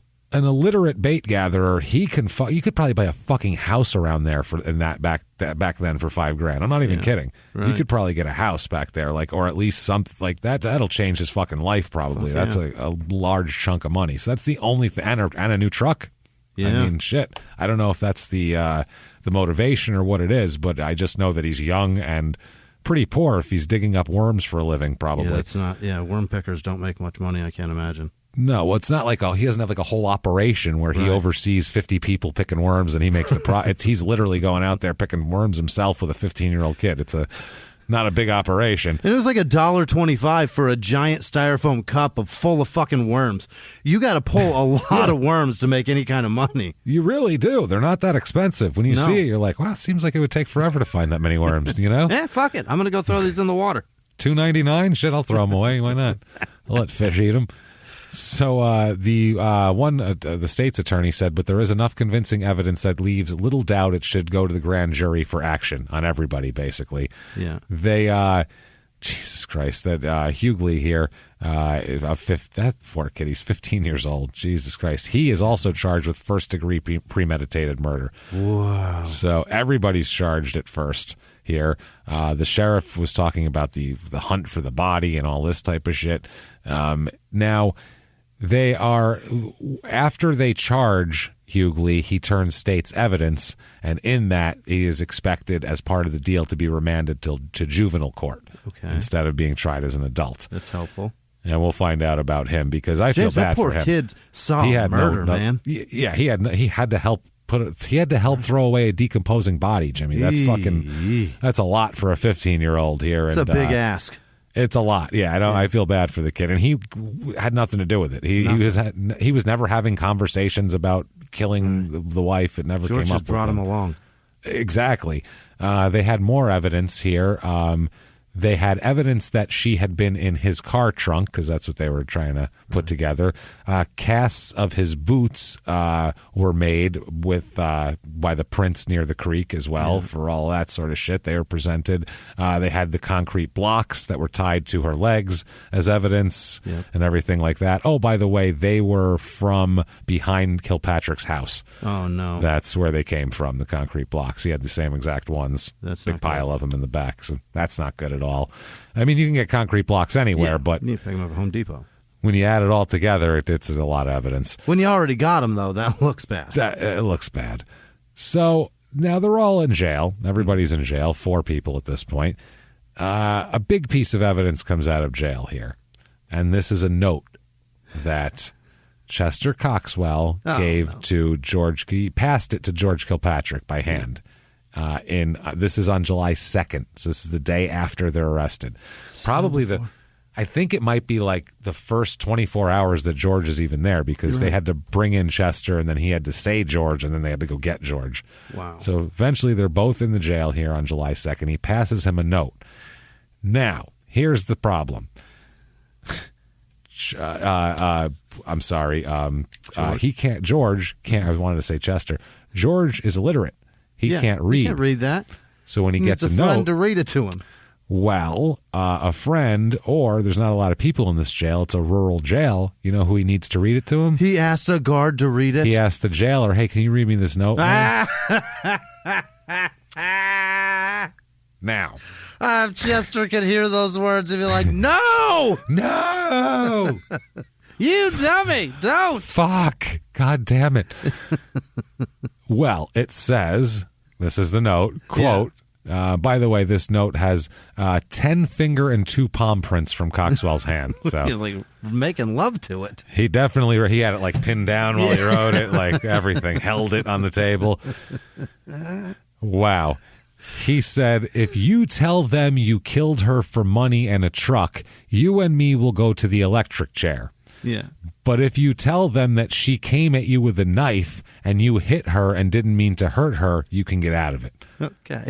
Okay. And a jailer read that to him and was like, I'll keep this. I'm going to give this to somebody else. And they were like, well, you imagine the jailer reading. He was like, here you go. Oh, all right, here, let me read it for you there, George.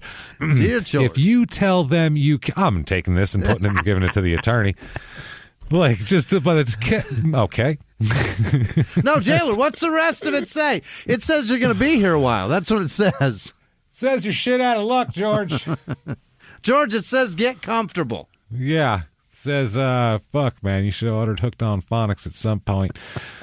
I mean, I don't know what the hell kind of he comes from the swamp, just George Kilpatrick. So I don't know what kind of education are probably zero. I don't know what kind of educational opportunities he had, so I'm not saying it was that. But this is, Jesus Christ, man. When your murder accomplice passes you a note, I don't care if you can read or not. You should know enough that this is probably not like publicly digestible information that I really want in a court document someday. If he was within hand grabbing, grasp, fucking reach, he probably could have said those words to you, but instead he chose to write them. Therefore, this is a secret. Yeah, that's. You know anything about secrets, George? You fucking jerk. Nope, there's no secret. George is a very honest man. He really is. You sit him down, they're like, we think you killed her. He's like, well, I did, and let me tell you why. It's very honest guy. You ever driven a new Ford, sir? So, now, this is when he gives his other story. This is when he finally breaks in jail, is when he says that he has a more of his story to the 2 N-word came to the door Chester attack. Does. Yeah. Chester, by the way, is telling George on the side when he talked to him, he goes, just tell them that she always called you racial slurs and you got mad and then she got scared and came at you with a knife, so you hit her. That's what he escalated to. Back up that story, I'm going to say racial slurs like fucking crazy in the that media. way. Well, that's what he does. No, this is to the police. More believable. On tape, yeah, they're going to know how racist we are as a household. You know what I mean? That's the goal here. And that'll get us both out of here. And then we'll both be home, and then I'll be banging 26-year-old. Did I mention that that's the main goal I'm working on here? I get 26-year-olds, you get a new truck. You get it's red. You're going to like it. So Chester Coxwell calls over the one of the guards and he says, I need to talk to you. Yeah. He tells him to get the sheriff here, and he does. And he said, listen, okay, this is what happened. The same two N-words, just in casual conversation. Fuck, Jesus man. Christ. I mean, he didn't even snap my wife was killed by whom? And then they told him, and he's like, N-words. Nothing, you know what I mean? They were like, Jesus, calm down. He's like, I'm sorry, but I'm so mad. I'm so mad, and I shouldn't have said that. That wasn't right. It's not none of that shit. He's just like, so anyway, same two N-words going on here. And I was like, N-word, please. And then he's just dropping it all over the place. 76 Florida. You are a 76 Panhandle. Yeah. Ooh. He said these same two had threatened his wife about a month earlier when they had bought 2 cans of fishing worms, brought 2 cans of fishing worms to the bait store. Okay.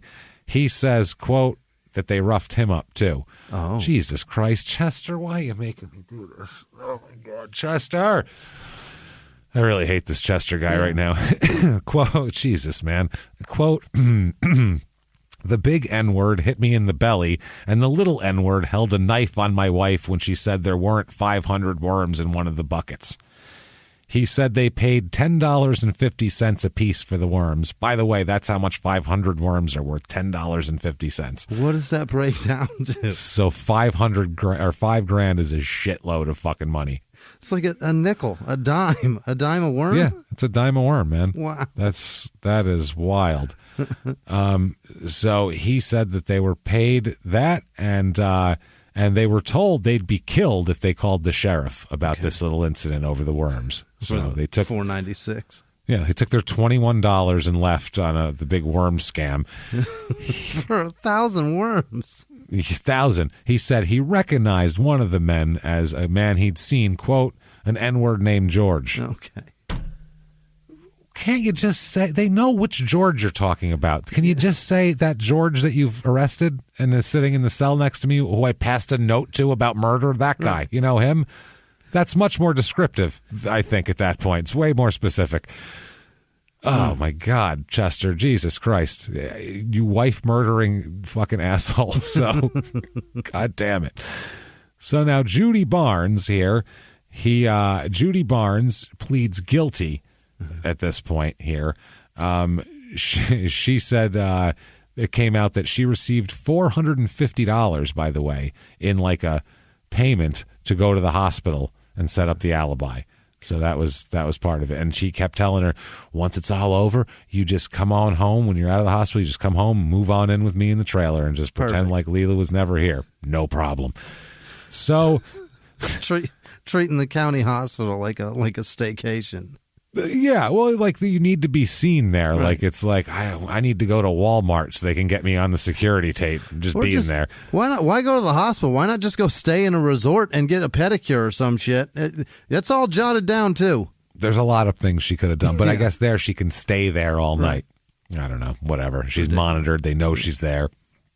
So now Kilpatrick his trial is going to come up first, and good news finally, Nelson Hughley is given immunity for his testimony. Nice. So they end up letting him out with time served, and he goes and joins the Job Corps. Oh no! But by the time which is way better than fucking living in the swamp collecting worms with an illiterate guy at 15. Let's be honest, not way better, but it's definitely better.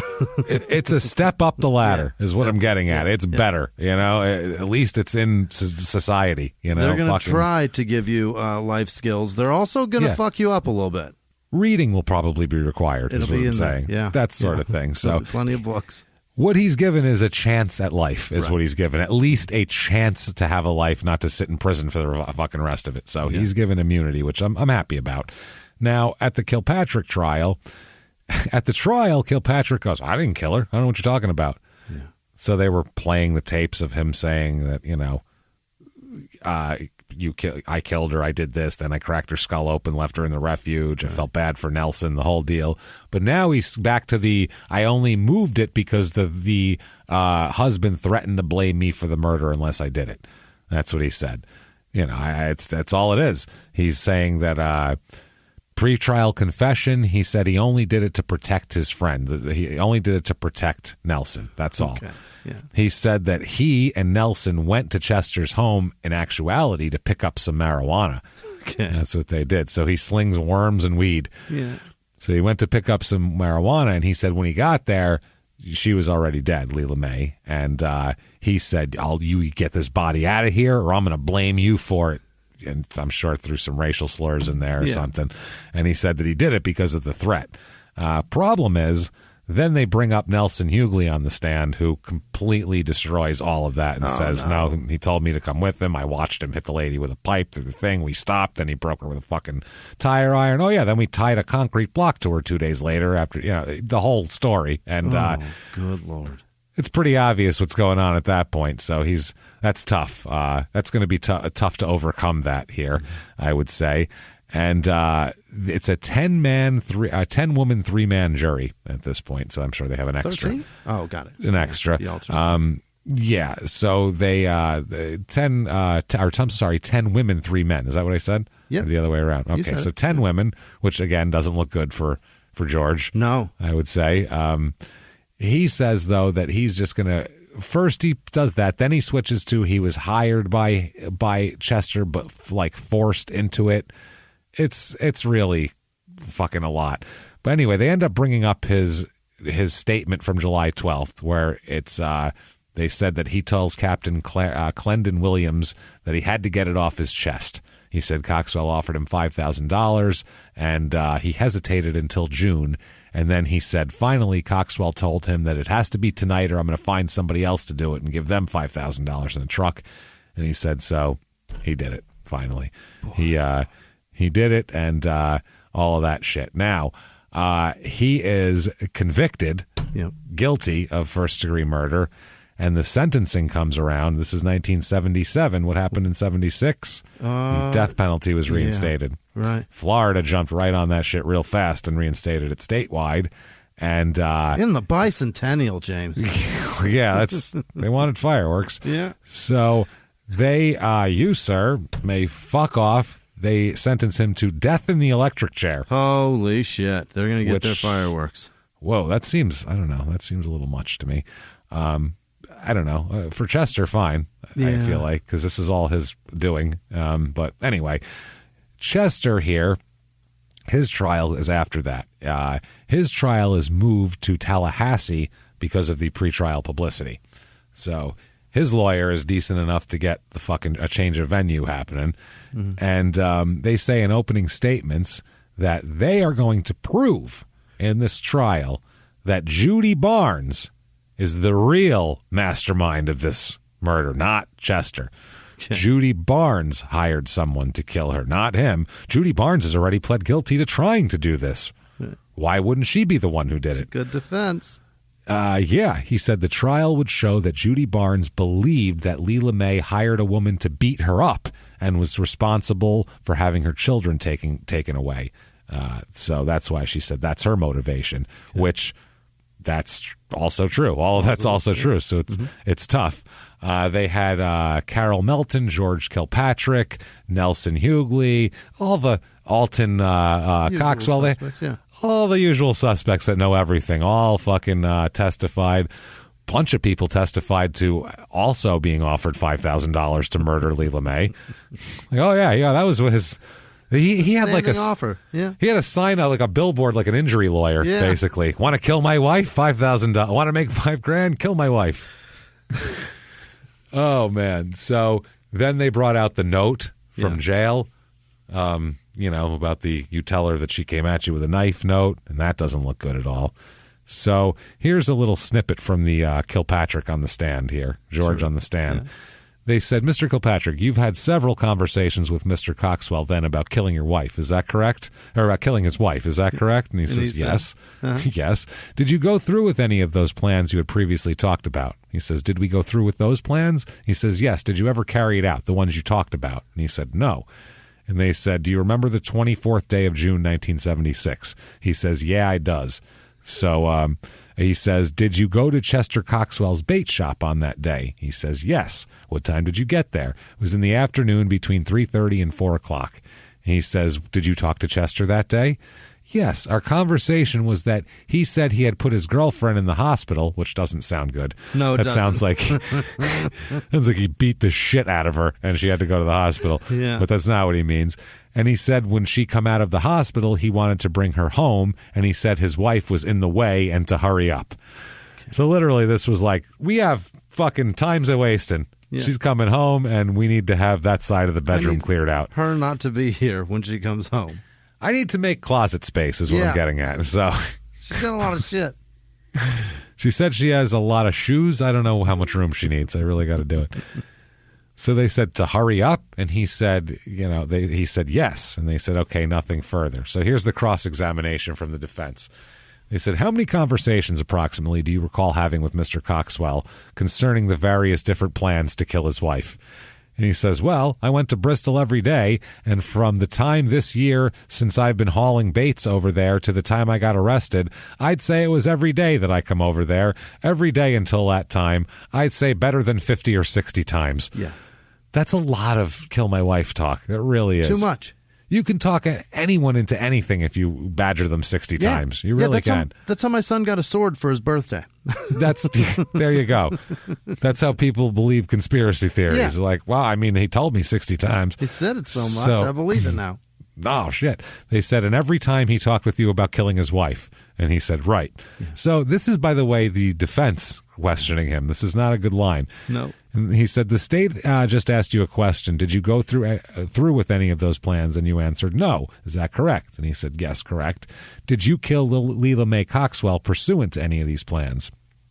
And then there's an objection, and it all goes into, basically they stop him from testifying at this point. Mm-hmm. He says, the prosecutor says, I object. It's beyond the scope of direct examination. And then the defense says, I think they opened the door with the question, did you go through with any of these plans? And then the prosecutor says, the prior plans, Your Honor, the ones he testified about before, it's beyond the scope of a direct. And he said, and the court agreed and sustained the objection and basically stopped that line of questioning of George Kilpatrick right there, which is very important later on. So he does say that he gives all the jury all the details. $2,000 at first, then $5,000, red truck, the whole fucking deal. They say, why are you here? And he says, I had to tell the truth because he of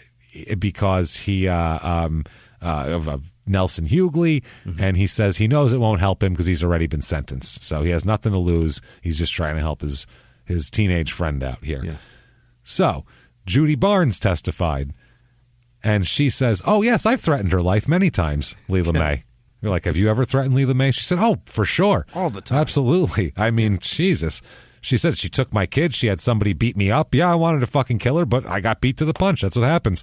There you go. Yeah. Early bird gets the worm. You know what I mean. And then they bring it to me and I sell it. You know how that goes. Sorry. Yeah. I've had some little worm puns or anything like that, so I figured we deserved it. We deserved it. But she does. It's so fun. She does deny having any part in this particular conspiracy, that the one that actually resulted in the death. She was like, I had no idea that was even going on. Shit, I could have helped. Like, goddamn. Chester testifies. Okay?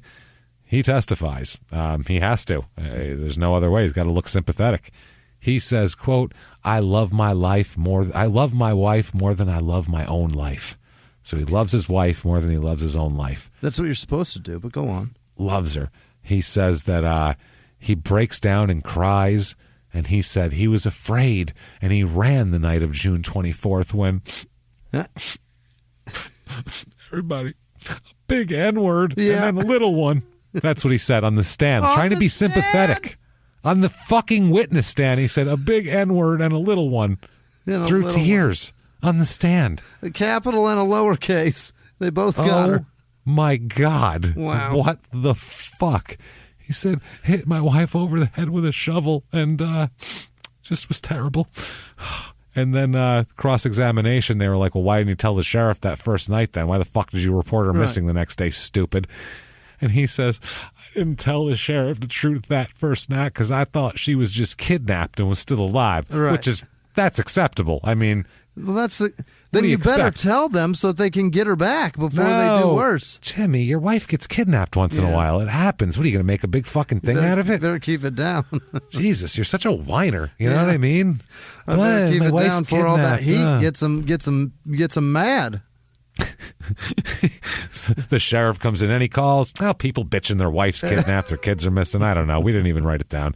Fucking people are always complaining. We don't want to get anybody excited about it because then she's just missing. They're just missing right now. They could get worse. Then he said, quote, I thought they would come back and get me too. Okay. Fuck out of here with that shit. So the closing of this whole thing here. The prosecutor says, quote, everyone who testified that Chester Coxwell this is a defense, I'm sorry. He said everyone that testified Chester Coxwell wanted his wife dead was a close personal friend of Judy Barnes, and he makes a motion for acquittal on the grounds that there's no direct evidence linking Coxwell to the murder. So, and the judge goes, get the fuck out of here with that shit. We got a trial because we got plenty of evidence. Yeah, that's what an indictment is. It means there's evidence, and they've shown more evidence. We'll say wild shit in here.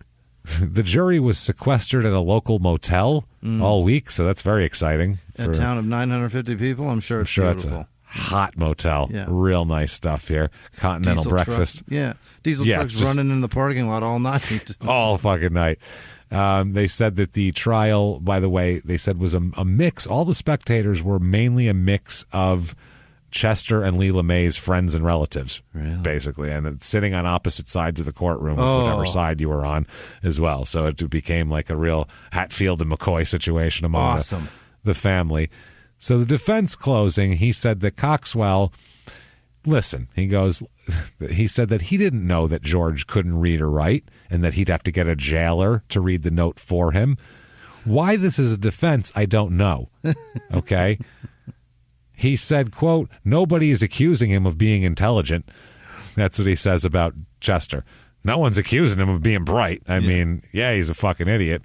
Then finally the defense says, quote, Judy Barnes, not Chester Coxwell, hired Kilpatrick to kill Mrs. Coxwell. Thank you very much. Fucking mic drop. Yeah. Take that shit. No, he said that he tried to really focus on the testimony depicting immoral conduct between Chester and Judy. That's what he tried to do. He said, quote, he's being tried for murder, not anything else. So don't you go around, he's fucking a 26-year-old, but that don't mean that he's a murderer now. Right. He said he wanted to be sure the jurors understand the state had the burden to prove. He said, quote, Chester doesn't have to prove anything. He doesn't have to prove anything to anybody. And he's right. One of the jurors at this point dismissed herself from duty. What? Said she had to leave because she did not believe in the death penalty. She thought she could possibly, put whatever aside, but then she said, quote, I just can't go all the way. So death penalty on the table. She wants no part of it. She takes off. Okay. So the jurors are ready for they're talking about sentencing and all this type of shit later on. They're saying that this is amazing. Before the jury comes back, the defense asks that they be fucking amazing, that they be sequestered and not allowed to watch TV. Okay, because they said that the impact of a show that was on that night on TV was a news show about violence in America, and it would probably influence the jurors to want to put somebody away to, I can control this, I'll put murderers away. And he said, please let them not be allowed to watch TV. 2020's out of control tonight, you guys. Can we just get the TVs removed? And the judge denied the request, saying he could not dictate what television programs a jury could watch when it was not sequestered. He's like, I didn't sequester them, so you didn't ask for a sequester. You just want me to rip the TVs out of their fucking hotel rooms. Not doing that shit. So they... He does, though, citing the constitutional rights of Chester, told the juries to stay away from newsstands and turn off the 6 and 11 o'clock news programs on television tonight. Just do that. No news watching and stay away from that. Talk about this shit. He said, quote, the news media is not under the strict rules of evidence that you are. The case is going to be tried in this courtroom and no place else. So, by the way, the 12-member jury, there was only 22 prospective jurors in this pool. which I find to be not a lot at all. They had to take less than half to. I don't know how that works. More than half? Jesus. I don't know. I don't know how that. Oh no, I think it's 10 alternates. Maybe that's what that is. I think I'm reading this wrong. So January. Anyway, he is found guilty of first-degree murder. So obviously, I mean, Jesus, that's pretty obvious. So January 1977. I don't think crying and saying the N-word on the stand is going to get you fucking acquitted. That's not helpful. No. January 77 is sentencing for Chester. The jury can choose life or death here. Now, it's a recommendation in Florida. So they recommend it, then the judge has the final say of what the actual sentence is. They deliberate for 1.5 hours here, which is not a lot of time to discuss life or death. And they bring it in, and they come in. You, sir, may fuck off. Death in the electric chair for you as well. Oh, boy. That's 2. Yeah. They've racked up 2 now. Judy's lucky she fucking pled at this point. She's like, maybe I'm happy. Now, Chester appeals this very quickly. And he says in the appeal that his second statement, which was used against him in the trial, was a lie. And he only said it not because he was scared of anybody, but he said he was scared of what the sheriff told him, as a matter of fact. He said Sheriff Rankin told him there was, quote, a lynch mob waiting downstairs for him. So he better give it up, because if I let you out of here, they're going to rip you to pieces. Yeah. So you're better off fucking telling me what the hell is up. That's what he said.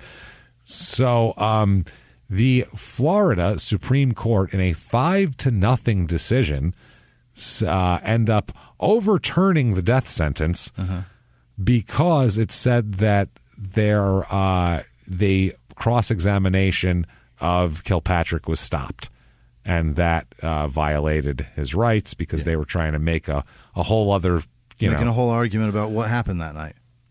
Yeah, they said the court basically that there weren't any rules for cross-examination of a witness. The court said that a judge's discretion not allowing relevant testimony could result in a reversible error, even though it's up to the judge. And they said, quote, in the present case, it clearly did. And that was that. So that's not good there for him or for everybody. But they throw out his sentence.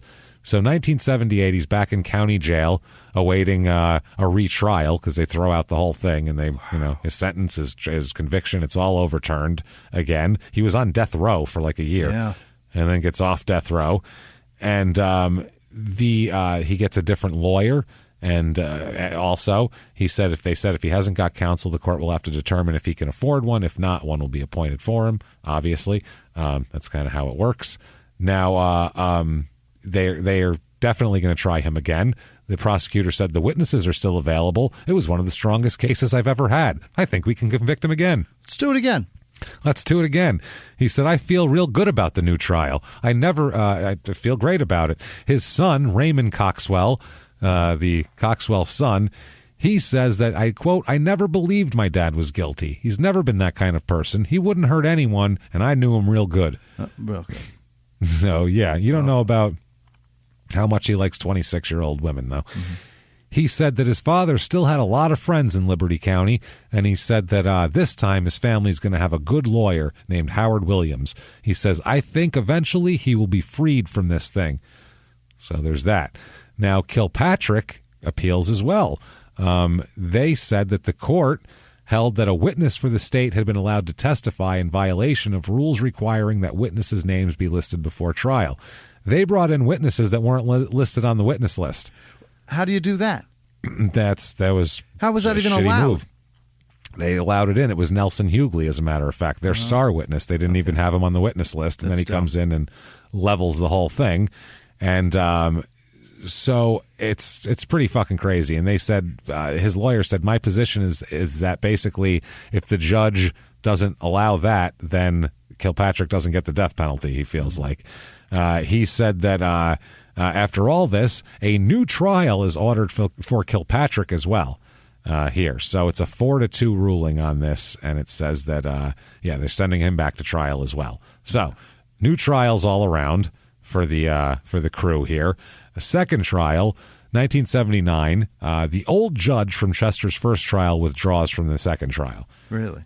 Yeah, he said some of his relatives have suggested I couldn't be fair in the second trial after already sentencing him to death once. I couldn't say in good conscience what I would do if a second jury recommended mercy. He goes, I might be tainted. Right. So he actually steps down, and he got a new judge, and he said, presumably, Willis, who's the new judge, doesn't know as much about the case as I do. At least he hasn't already made a capital punishment judgment as I've had, which is, fair enough. That seems like you think a guy should die. Mm-hmm. Maybe you're not the guy to do the trial. So Chester's murder trial here, second time, he tells this time he says that he loved his wife more than anything in the world, and he denies hiring Nelson for $5,000 in any kind of pickup. They bring Judy Barnes in this time.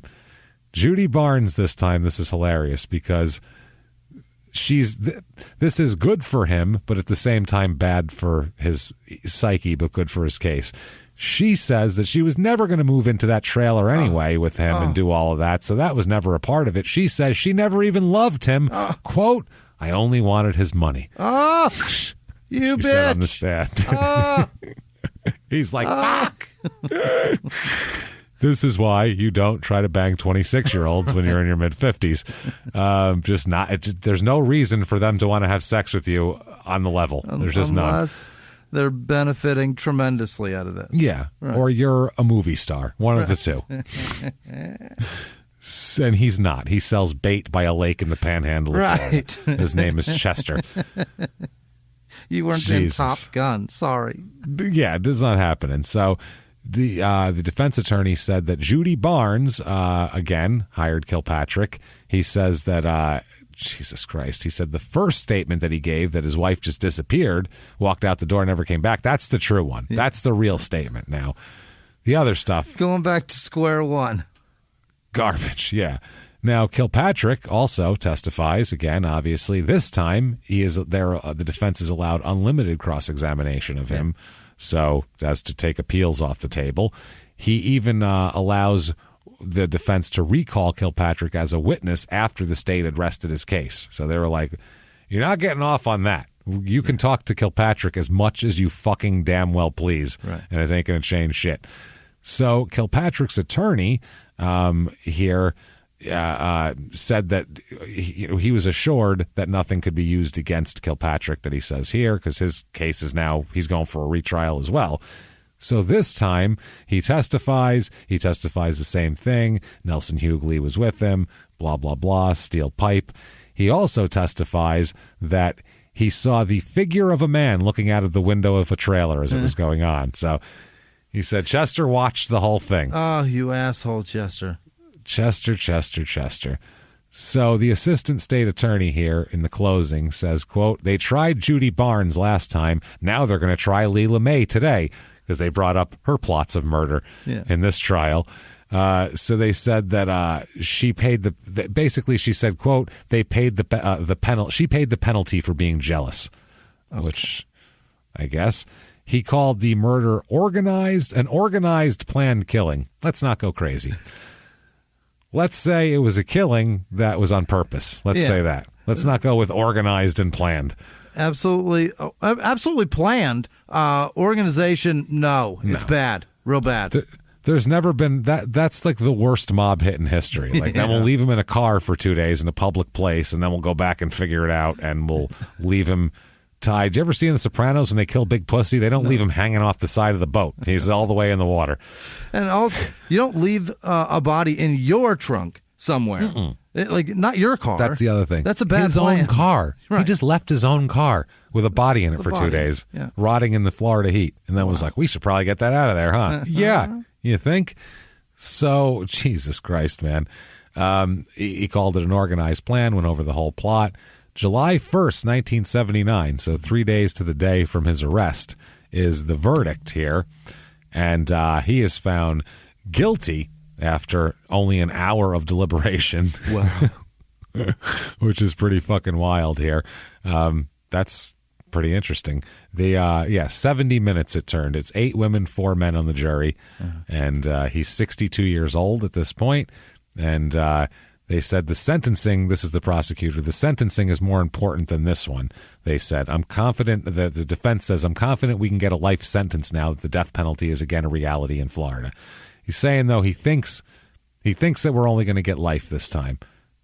Fingers fucking crossed here, he's saying. So the defense attorneys ask the second jury for mercy. They ask for mercy. Rather than deny it, they ask for mercy. Yeah. How do they base it on? Not on, he's got grandkids, he was in World War II. He got duped. He's got duped. Yeah. None of that. This is amazing. Their request is based on mortality tables. What? That indicate that the average life expectancy of a 62-year-old man is another 14 years and 285 days. So the day, wow. They're like, that's what we expect him to live for. Now, if we've got a death date for him already, just for life. Why go through all this? Right. And there's going to be appeals. It's going to cost millions of dollars and all this stuff. And what are you going to? He's going to die in the electric chair 6 months earlier than he would have dropped that anyway. Who cares? We already know to the day the average time he's going to die. Yeah, that's come on. He said, quote, if you don't recommend the electric chair, this man will die in Rayford, which is the prison. He's like, either way, he's dead, though. Don't worry about him. And the assistant attorney, though, the state's attorneys, told the jury that the Coxwell case involved aggravating circumstances that warranted the death penalty. How dare you fuck a 26-year-old? So after less than 1 hour, Jesus Christ, less than 1 hour, they come back with their recommendation. You, sir, may fuck off. He is sentenced. They recommend he be spared the electric chair and sentenced to life in prison this time. Just stay there forever. Just stay there for fucking ever. So he is and ends up being sentenced to life in prison. He will be eligible for parole in 25 years. Okay. So at the the spry age of 87, he can hit the streets and 2001, 2002. Get out there. Yeah. So by the way, keep that in mind when he's eligible for parole. Okay. So 2001, 2002. He stood there and got a sentence, and he seemed happy to not be sentenced to death. Okay. Now, July of 1980 is George Kilpatrick's second trial. Yeah. And they are during this whole thing, he testified in the second trial of Chester with his trial and sentencing looming before him. Yeah. So for him to do that is a big get for the state. You know what I mean? Because he's fucking himself. So the assistant state attorney William Meggs said the state's agreement to ask for clemency for Kilpatrick in the death penalty would remain in effect. They said they would do that. They'd ask for clemency on him. He said that he was told.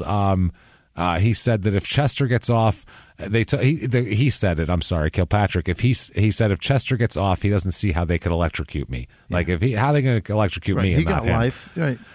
So anyway, the lawyer agreed. He said that it would be difficult for the state to electrocute him if Coxwell wasn't also sentenced to death. And he said the state's attorney contended that Hughley only went along for the ride. They brought that up again. Now the motion, though, to basically, his lawyer puts out a motion that says no matter what, he doesn't get the death penalty here. We got to keep that on there. And the judge goes, not so fast. I don't think so. Not sure about that. He made an agreement on May 30th, 1979, signed by Assistant State Attorney Willie Meggs. So he made a fucking agreement with the state. As far as he knew, he was agreeing and not getting the death penalty. And the judge goes, I mean, that's one state's attorney says that. That doesn't mean that I have to abide by it. Right. That's literally what the judge said. Like, that's not really my problem. So he said then Kilpatrick testified in Coxwell's trial. He thought all along the death penalty was precluded. So finally the judge said, though, the agreement does not rule out the possibility of the death penalty for Kilpatrick. So that's bonkers. He made a fucking agreement in good faith. That's bullshit. So during this trial, Kilpatrick paints a picture of an atmosphere of intimidation in the jail. He says that led him to make false statements about his part in the murder. Oh, no. Yep. He said that Judy Barnes was getting out of the hospital, wanted to move in with Coxwell and all that.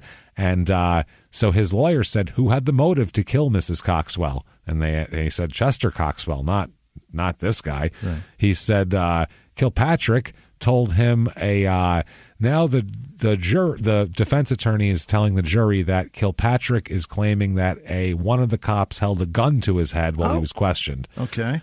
He's saying they held a gun to his head, and this was denied by the prosecution. They said they denied that he was coerced in any way. The one sheriff said that he had offered Kilpatrick coffee and donuts before he made his first incriminating statement. And they said that was an example of how he was treated. So the defense attorney said, here you have a black man accused of killing a white woman in Bristol. Can you believe that offering coffee and donuts is all that was going on in that jail? 7 of the jurors were black, by the way, during this trial. And they're going, I never heard of that shit before. Right. Now, in this type of situation, because he's already had a trial and shit like that, they might have given him donuts to try to entice something out of him, like, hey, we're all on the same side, Mr. Testifying on our behalf type of shit. That's possible. And they could have also held a gun to his head if he didn't like sprinkles. I don't know what the fuck goes on in a mid-70s Florida interrogation room in rural panhandle area, you know? Sure. So either way, I'm uncomfortable with it, though. I'll tell you that much. I don't like it. I just don't. I don't know. I don't like that they took so much of the tapes away. I wish they would have just kept all that together too. I'd love to know what was said in between. Yeah, and they did that. Chester had all his tape, but they stopped tape for both Nelson and George. It's not right. There's tape stoppages the whole time, which I don't. There's something up there. Yeah. I don't like that at all. So July 31st, 1980, which, I mean, George fucking killed this lady, so he definitely should be going to jail, but I don't believe that he should get the death penalty for this shit. He's not a bloodthirsty fucking, I'm going to kill all the people. Right. I think he was pressured into it by a guy. Right. I don't think he's real sophisticated. No. You know what I mean? He's clearly not very educated. Whatever education he had was cut short somewhere. Absolutely. Or it was piss poor if you didn't teach him how to fucking read. So anyway, July 31st, 1980, the verdict comes in and he is found guilty of first-degree murder. The sentencing phase, though, is they finally make an agreement. The prosecution basically talks the judge into taking the death penalty off the table because it's like, look, we promised this fucking guy. The one prosecutor was like, I'm the one who signed it. I cannot get up in front of a fucking jury and say, you got to kill this guy. I can't. Like, I'm an asshole if I do that. My signature is right there.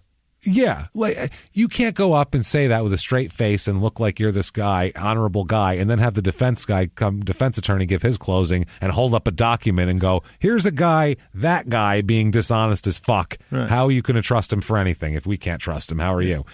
So anyway, you, sir, may fuck off. He's sentenced to life in prison again, or also I should say. Yeah. So also eligible for parole in 25 years as well. Wow. So that's come and gone. I can't find George Kilpatrick at all. He is a tough puppy to track down, so I don't know what's going on with him. 1983 comes around. Okay. This is 3 years after Chester's second conviction. Right. All right, 1983. Chester gets married in prison. Who the fuck is marrying this guy in prison? What does he have to offer? Did he just put widower on his profile? Like, you got to ask about that, right? It's fucking insane. How'd she die? Well, that's why I'm here. Well, interesting thing here. Yeah. You'd never believe it. This big N-word came out of his car. I mean, I don't know if he pulled that shit. They railroaded me. All I know is this guy is an older guy. I'll post pictures of him on the social media. Yeah. He's not like, George Clooney 50s handsome. He looks like a fucking crazy-looking, toothless old man who sells you bait before you go fishing. The amount of fucking game this guy must have. He's the quintessential bait shop salesman. It's why he's got to have some fucking game, and he's got to be slinging some dick. But even here, it's got to be game because he can't be slinging dick to this lady. No. How's he going to do that? Right. So her name is Eldora. He marries her. She's a witch. So Eldora, that's what she sounds like, a witch. I don't know anything about Eldora, but they stay married for the duration. Wow. Finally, January the 14th, 2003, Chester dies in prison. So right after a couple of years after his parole first came up. They denied it, and he died. He doesn't make it out. Good. Let me read you his obituary. By the way, not one word of spending the last 30 years of his life in prison, by the way. Not one word. Not even fucking mentioned, like it didn't happen. Just says, Chester Coxwell, 84, a retired wholesale fish bait distributor, died Tuesday, January 14th, 2003. He's survived by his wife of 20 years, Eldora Coxwell of Bristol. And then they go on to say he has this many kids. Stunning. Not one mention of his first wife. Never even mentioned wife. Not mention of died in correctional facility. Nothing. None of that. None of that. Doesn't even say mother of all these children preceded him in death like they normally would say. Didn't even say that. Leela May did not fucking exist in this obituary. Holy shit. It was kind of fucking disgusting. I didn't like that at all. That's gross. Chester Coxwell is buried in the Lake Mystic Cemetery. So right next to the lake that he left the lady at. I'll bet she's in that fucking cemetery. Well, the picture of his headstone here, he's on there, Coxwell. It says Coxwell, and it's got him, and then it's got another person next to it, who I don't know if that's Eldora or if that's Leela May's plot. I hope it's not her plot. Yeah. It might have been one of the kids, too, because a couple of the children have died by now, too. Shit. A couple of the children have passed. One passed in like 2014. I think one passed in 2020. You know, they're getting older now. They're in their 60s, for Christ's sake. 70s, some of them. Right. And then Eldora Sanders Coxwell, his wife of 20 years when he died, she finally passes away as well on December 2nd, 2020. So she just died. She was 92 years old. My Christ. So he found someone his own age, essentially, a couple of years, 10 years younger than him. She's born in 28. So that's what he found. But not 26, anyway. She might have been born in 1926, but she wasn't 26. She's born in 28, actually, so not too far off. And that, everybody, is the story of what a shithole that place is. Bristol, Florida, and a crazy murder with a bunch of... That was so, confusing because everybody wants to kill everybody. So you're like, oh, now their plot. Oh, no, wait, now we're talking about their plot. My bad. And then the one that pans out is maybe the worst one. Of all the plots they discussed, I can't imagine one was worse than blow your horn and then when she comes out, beat her with a pipe and put her in your trunk. I don't think that's the worst one they could have come up with. Come out, get all the attention in the world, and proceed to beat a woman to death. Yeah. In my front yard. Her idea of a roadside ambush, I thought, was a lot more that's clean. Relevant. I thought that could have worked. She should have stuck with it. Not that I'm encouraging murder, but I think if Leela May stuck with that, she'd probably still be around. Or dead from old age, but she wouldn't have gotten murdered. Glorious Bastards did the same way. That works. So there it is, everybody. That's a crazy-ass story. That's one of those where I've been saving for a while because I'm like, every once in a while we need like a palate cleanser of we've had a lot of heavy ones and gross ones and all this, and I'm like, we need some just hillbilly insanity sometimes. Hillbilly love triangle. People are fucking this one, is fucking that one, and plot to kill it. It's ridiculous. So that's what People I figured we'd have a good time. For banging old men. Absolutely. So it's a good time for everyone except for Leela May. I feel bad for her. She had it rough. But I mean, it was a mess. That was an unsolvable problem. The whole. I mean, it's solvable maturely, but nobody's mature in the situation. No, they're all thinking about pussy and bait and murder. It's all too much. It all smells the same. It's so funny that there was 3 different, completely independent people figuring out how they were going to murder each other. That's awesome. That never happens in real life. Ever. Yeah. So if you liked that show, tell the world about it. Get on everything. I don't care. Apple Podcasts, wherever the hell you can rate and review. Yeah. Fucking rate and review. 5 stars, 10 stars, 80 stars, 700 stars, however many stars is the rating system for what particular app you're on. Fill them out to the top and say something nice about us because it helps for shit. I don't know what the fuck it helps for. I don't care anymore. Anyway. It does something somewhere. Something somewhere positive for somebody. I don't know. Give an angel its wings or some shit like that. It does. I think every time you do that, that's what happens. Follow us on social media. We are at Murder Small on Twitter, at Smalltown Pod on Facebook, and at Smalltown Murder on Instagram. And you can get all of the updates for everything that happens. You'll get updates as shows either come up or are delayed or whatever the hell happens. Right. And speaking of that, you can get your tickets to live shows, damn it, if you head over to shutupandgivememurder.com. Not only that, merchandise. There's so much merchandise. So much. If you hear, let's say you're listening to the back catalog, you hear like some crazy shit line and you're like, that's hilarious. There's probably a shirt for it and a mug and a bath mat and, some shoes and a backpack. You can get anything. It's great shit. Tote bags. One thing we don't have is welcome mats that people are asking for, and I really wish we had welcome mats. I'd love a cheer up bitch welcome mat. You, sir, may fuck off welcome mat. That's great. A cheer up bitch welcome mat. Even if you like people, a yay welcome mat. Something. Something. It could be good. But check out all the merchandise there and all of your tickets to live shows. Like we said, they are starting up in November, hopefully. Fingers crossed. And then going all the way through 2022. Again, fingers crossed that these happen.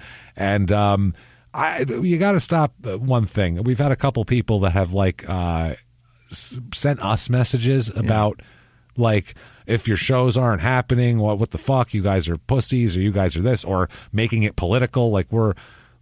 We don't have say in shit like that. No. And they're like, well, your venues, some people we've had say, your venues better not require vaccination, blah, blah, blah, blah. That shit ain't up to us, all right? That isn't up to, I don't know who the fuck everybody thinks we are, but we're not Beyonce. I'm not whispering in the CDC's ear. I can't go demand what's going to be done either way at our venues for anything. We can't say we demand vaccinations. We can't say we demand no vaccination. It's not up to us. It's this fucking venue. Man. They'd be like, who are you guys again? No, fuck off. You've sold out a couple of times, but when you've sold out 12 times, then we'll listen to you. Till then, eat shit in a row. So we don't have a lot of say in anything, and we're just as fucking... We're idiots, everybody. We want to go. Right. We're dope comedians that would love to be on the road making money. Do you understand that? Do you understand how much this has changed our lives too? Staying the fuck home? We'd love to be on the road and do these goddamn shows. We're just doing what we have to do to be able to do that. It's fucking... There's no fucking advantage in us. This is frustrating for us as well. We don't sit around going, oh, sweet. You know what? Awesome. I love to. We were going to go there and make money that weekend, but instead we'll just stay home. Awesome. Pretty cool, right? Guess who's got a mortgage too? Both of us. God damn it. And also, guess who are normal human beings who, if there was a fucking room full of 1,000 people that if you knew you went out there, they would all cheer for you, you'd all want to fucking go. Trust me. Yeah. We're normal people. We're not beyond the point of where that impresses us to where we're like, who cares if they want to. We're like, holy shit, they like us every fucking time. It makes us feel great. And it boosts our mental health for months to do these things. It's just good for us. We enjoy it. We want to see people. We want to interact. We love the live crowd. We love putting a joke out and hearing an instant response from people who aren't each other. It's fucking phenomenal. Being stuck in my house binge watching Netflix does not pay my bills. No, don't blame us. It really isn't. Trying my best, God damn it. One thing that does help pay our bills though, patreon.com/crime and sports. Yes. You got to check this out. We have such good shows on there. We really do. We take as much care for those shows as we do for these shows. They're just kind of looser format a little bit, and honestly, they're just fucking hilarious. Check them out. We do 2 shows every 2 weeks, so you get 4 shows a month at least of bonus material. And this week's the ones you will get, and you'll get access to both shows, Patreon, the whole back catalog, everything like that. Right. This week's you're going to get the Congressional Major League Baseball steroid inquiry, which is hilarious to watch players point their fingers and say how innocent they are and then get busted and say what a liar Jose Canseco was and then have every word he said in the book proven out to be true. And it's pretty funny anyway. And then for Small Town Murder, one of my favorites of all time, a lot of people cover Ted Bundy. Yeah. you can look up a podcast. You would have just an innumerable amount of podcasts to scroll through that all cover Ted Bundy and the murders. You've heard every angle. You all know it. You all go, oh yeah, it's Omega Chi. I know the sorority house he was in. Everybody knows it. We all know everything.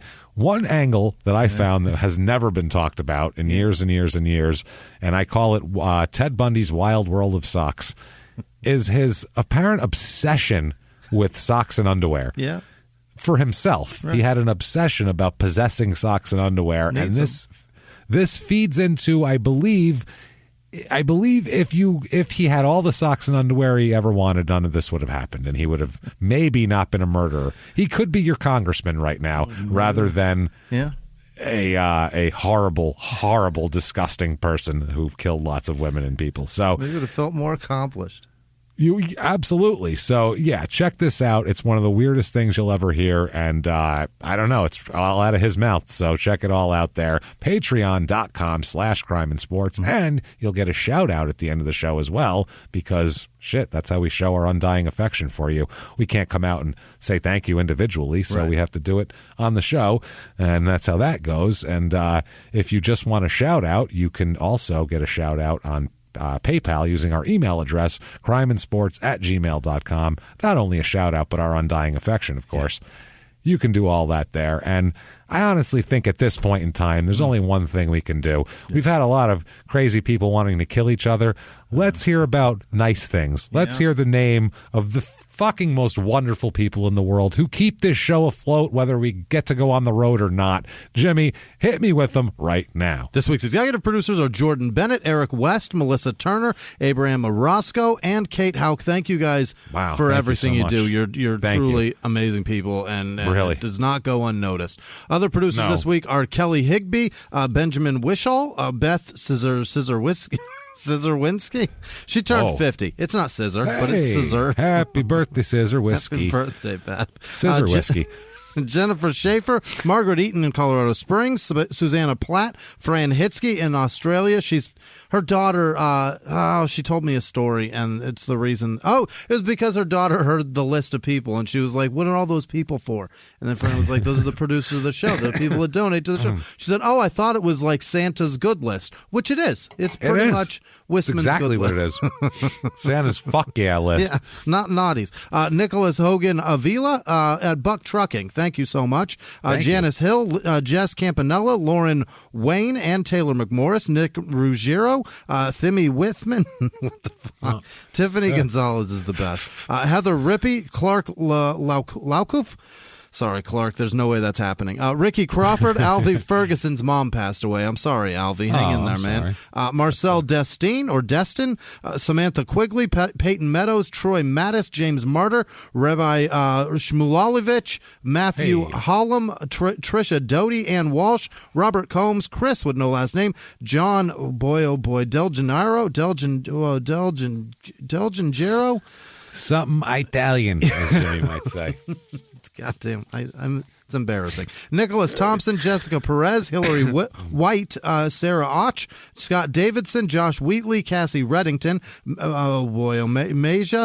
Maya Johansson, Patrick Pryor, Michael Lane, Matthew McWilliams, Jesus, James Thompson, Christopher Poole, Justin McCart, Michael Shank, Michael Gathouse, I think. Guthouse. Amantha Autumn Tierney. I hope it's Jacob's family. That would be fantastic. Laura Roberts, Tindra Frost, Kevin Gibbons, Amanda Hoslin, Alice Marskell, Marcus Clater, Riley B., Spike and Ike, Sandon Dribney, Sandon,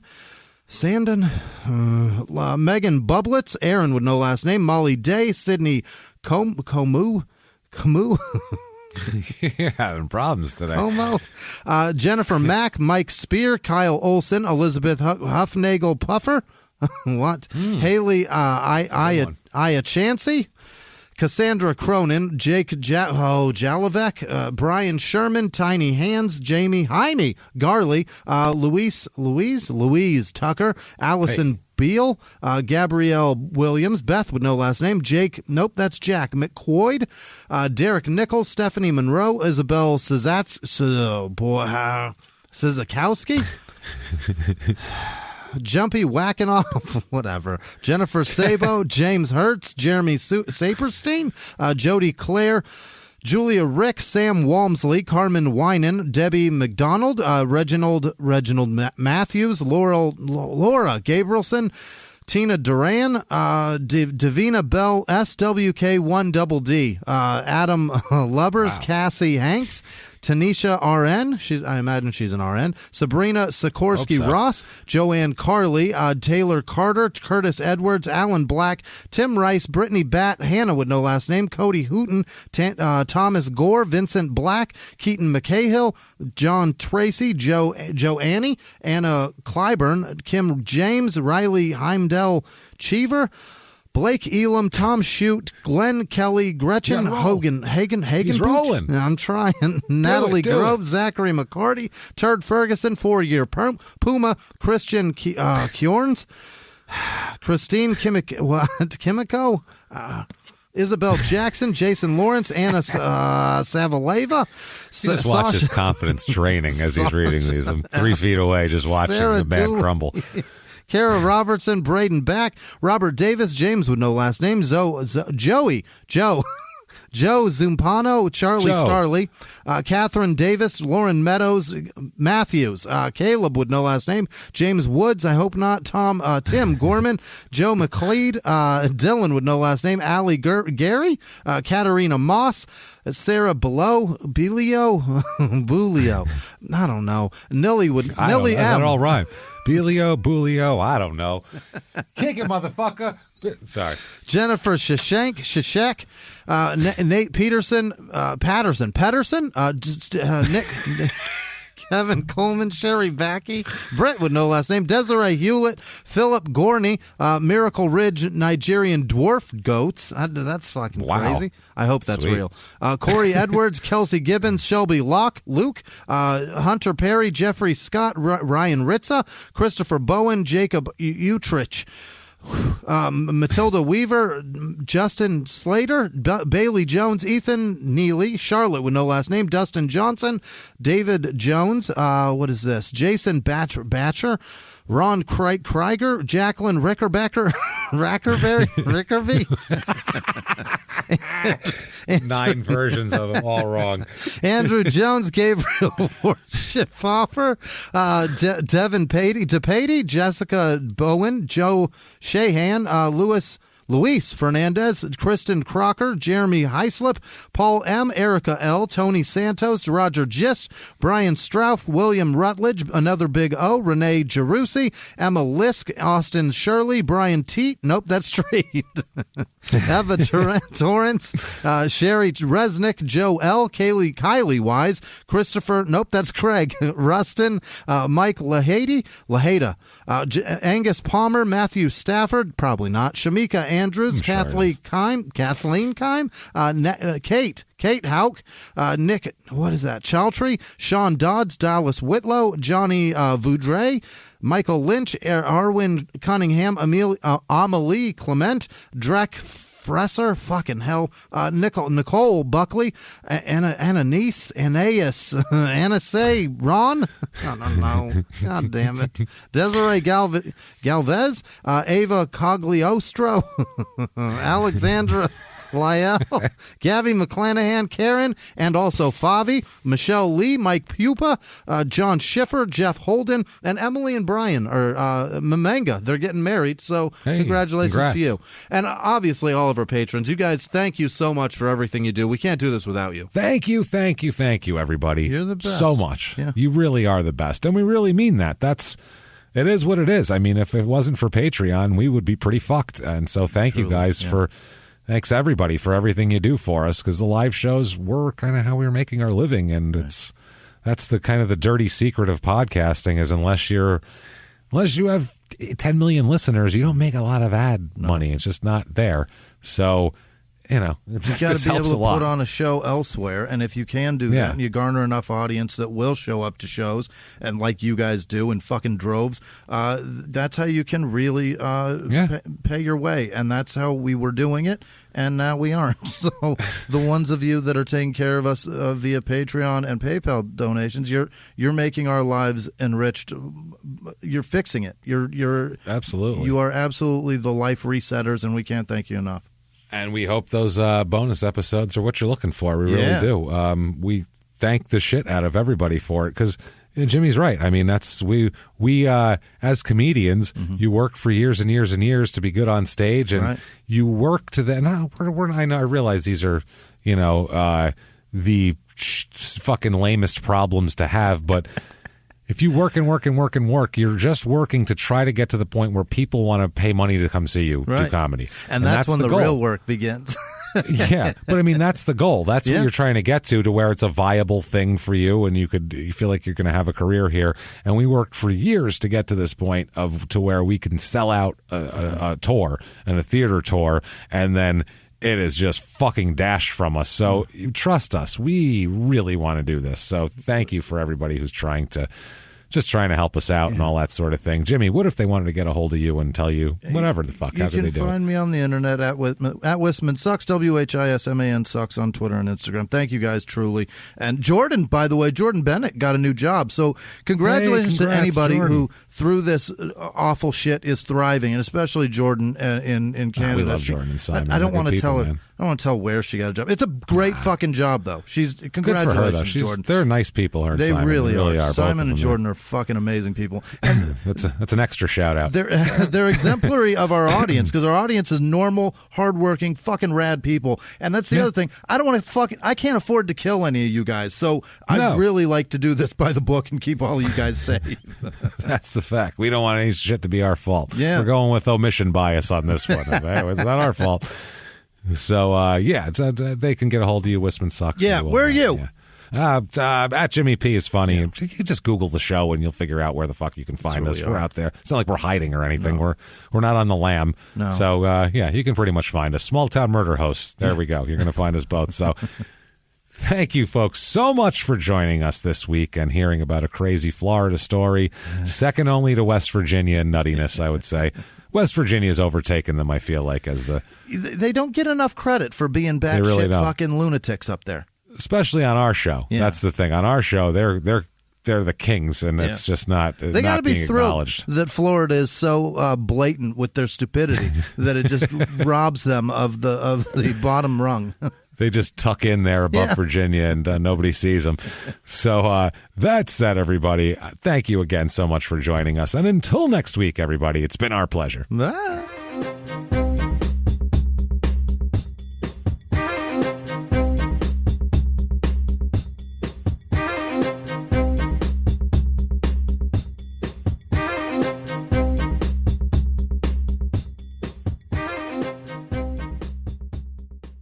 If you like Small Town Murder, you can listen early and ad-free now by joining Wondery Plus in the Wondery app or on Apple Podcasts. Prime members can listen early and ad-free on Amazon Music. Before you go, tell us about yourself by filling out a short survey at Wondery.com/survey. He was hip-hop's biggest mogul, the man who redefined fame, fortune, and the music industry.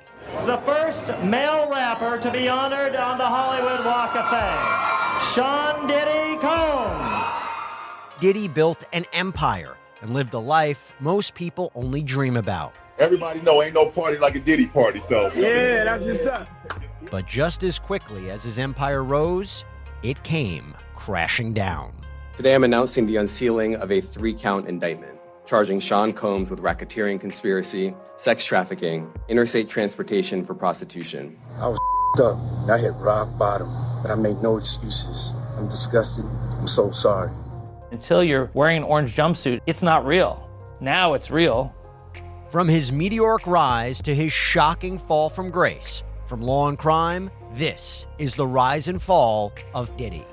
Listen to the rise and fall of Diddy exclusively with Wondery Plus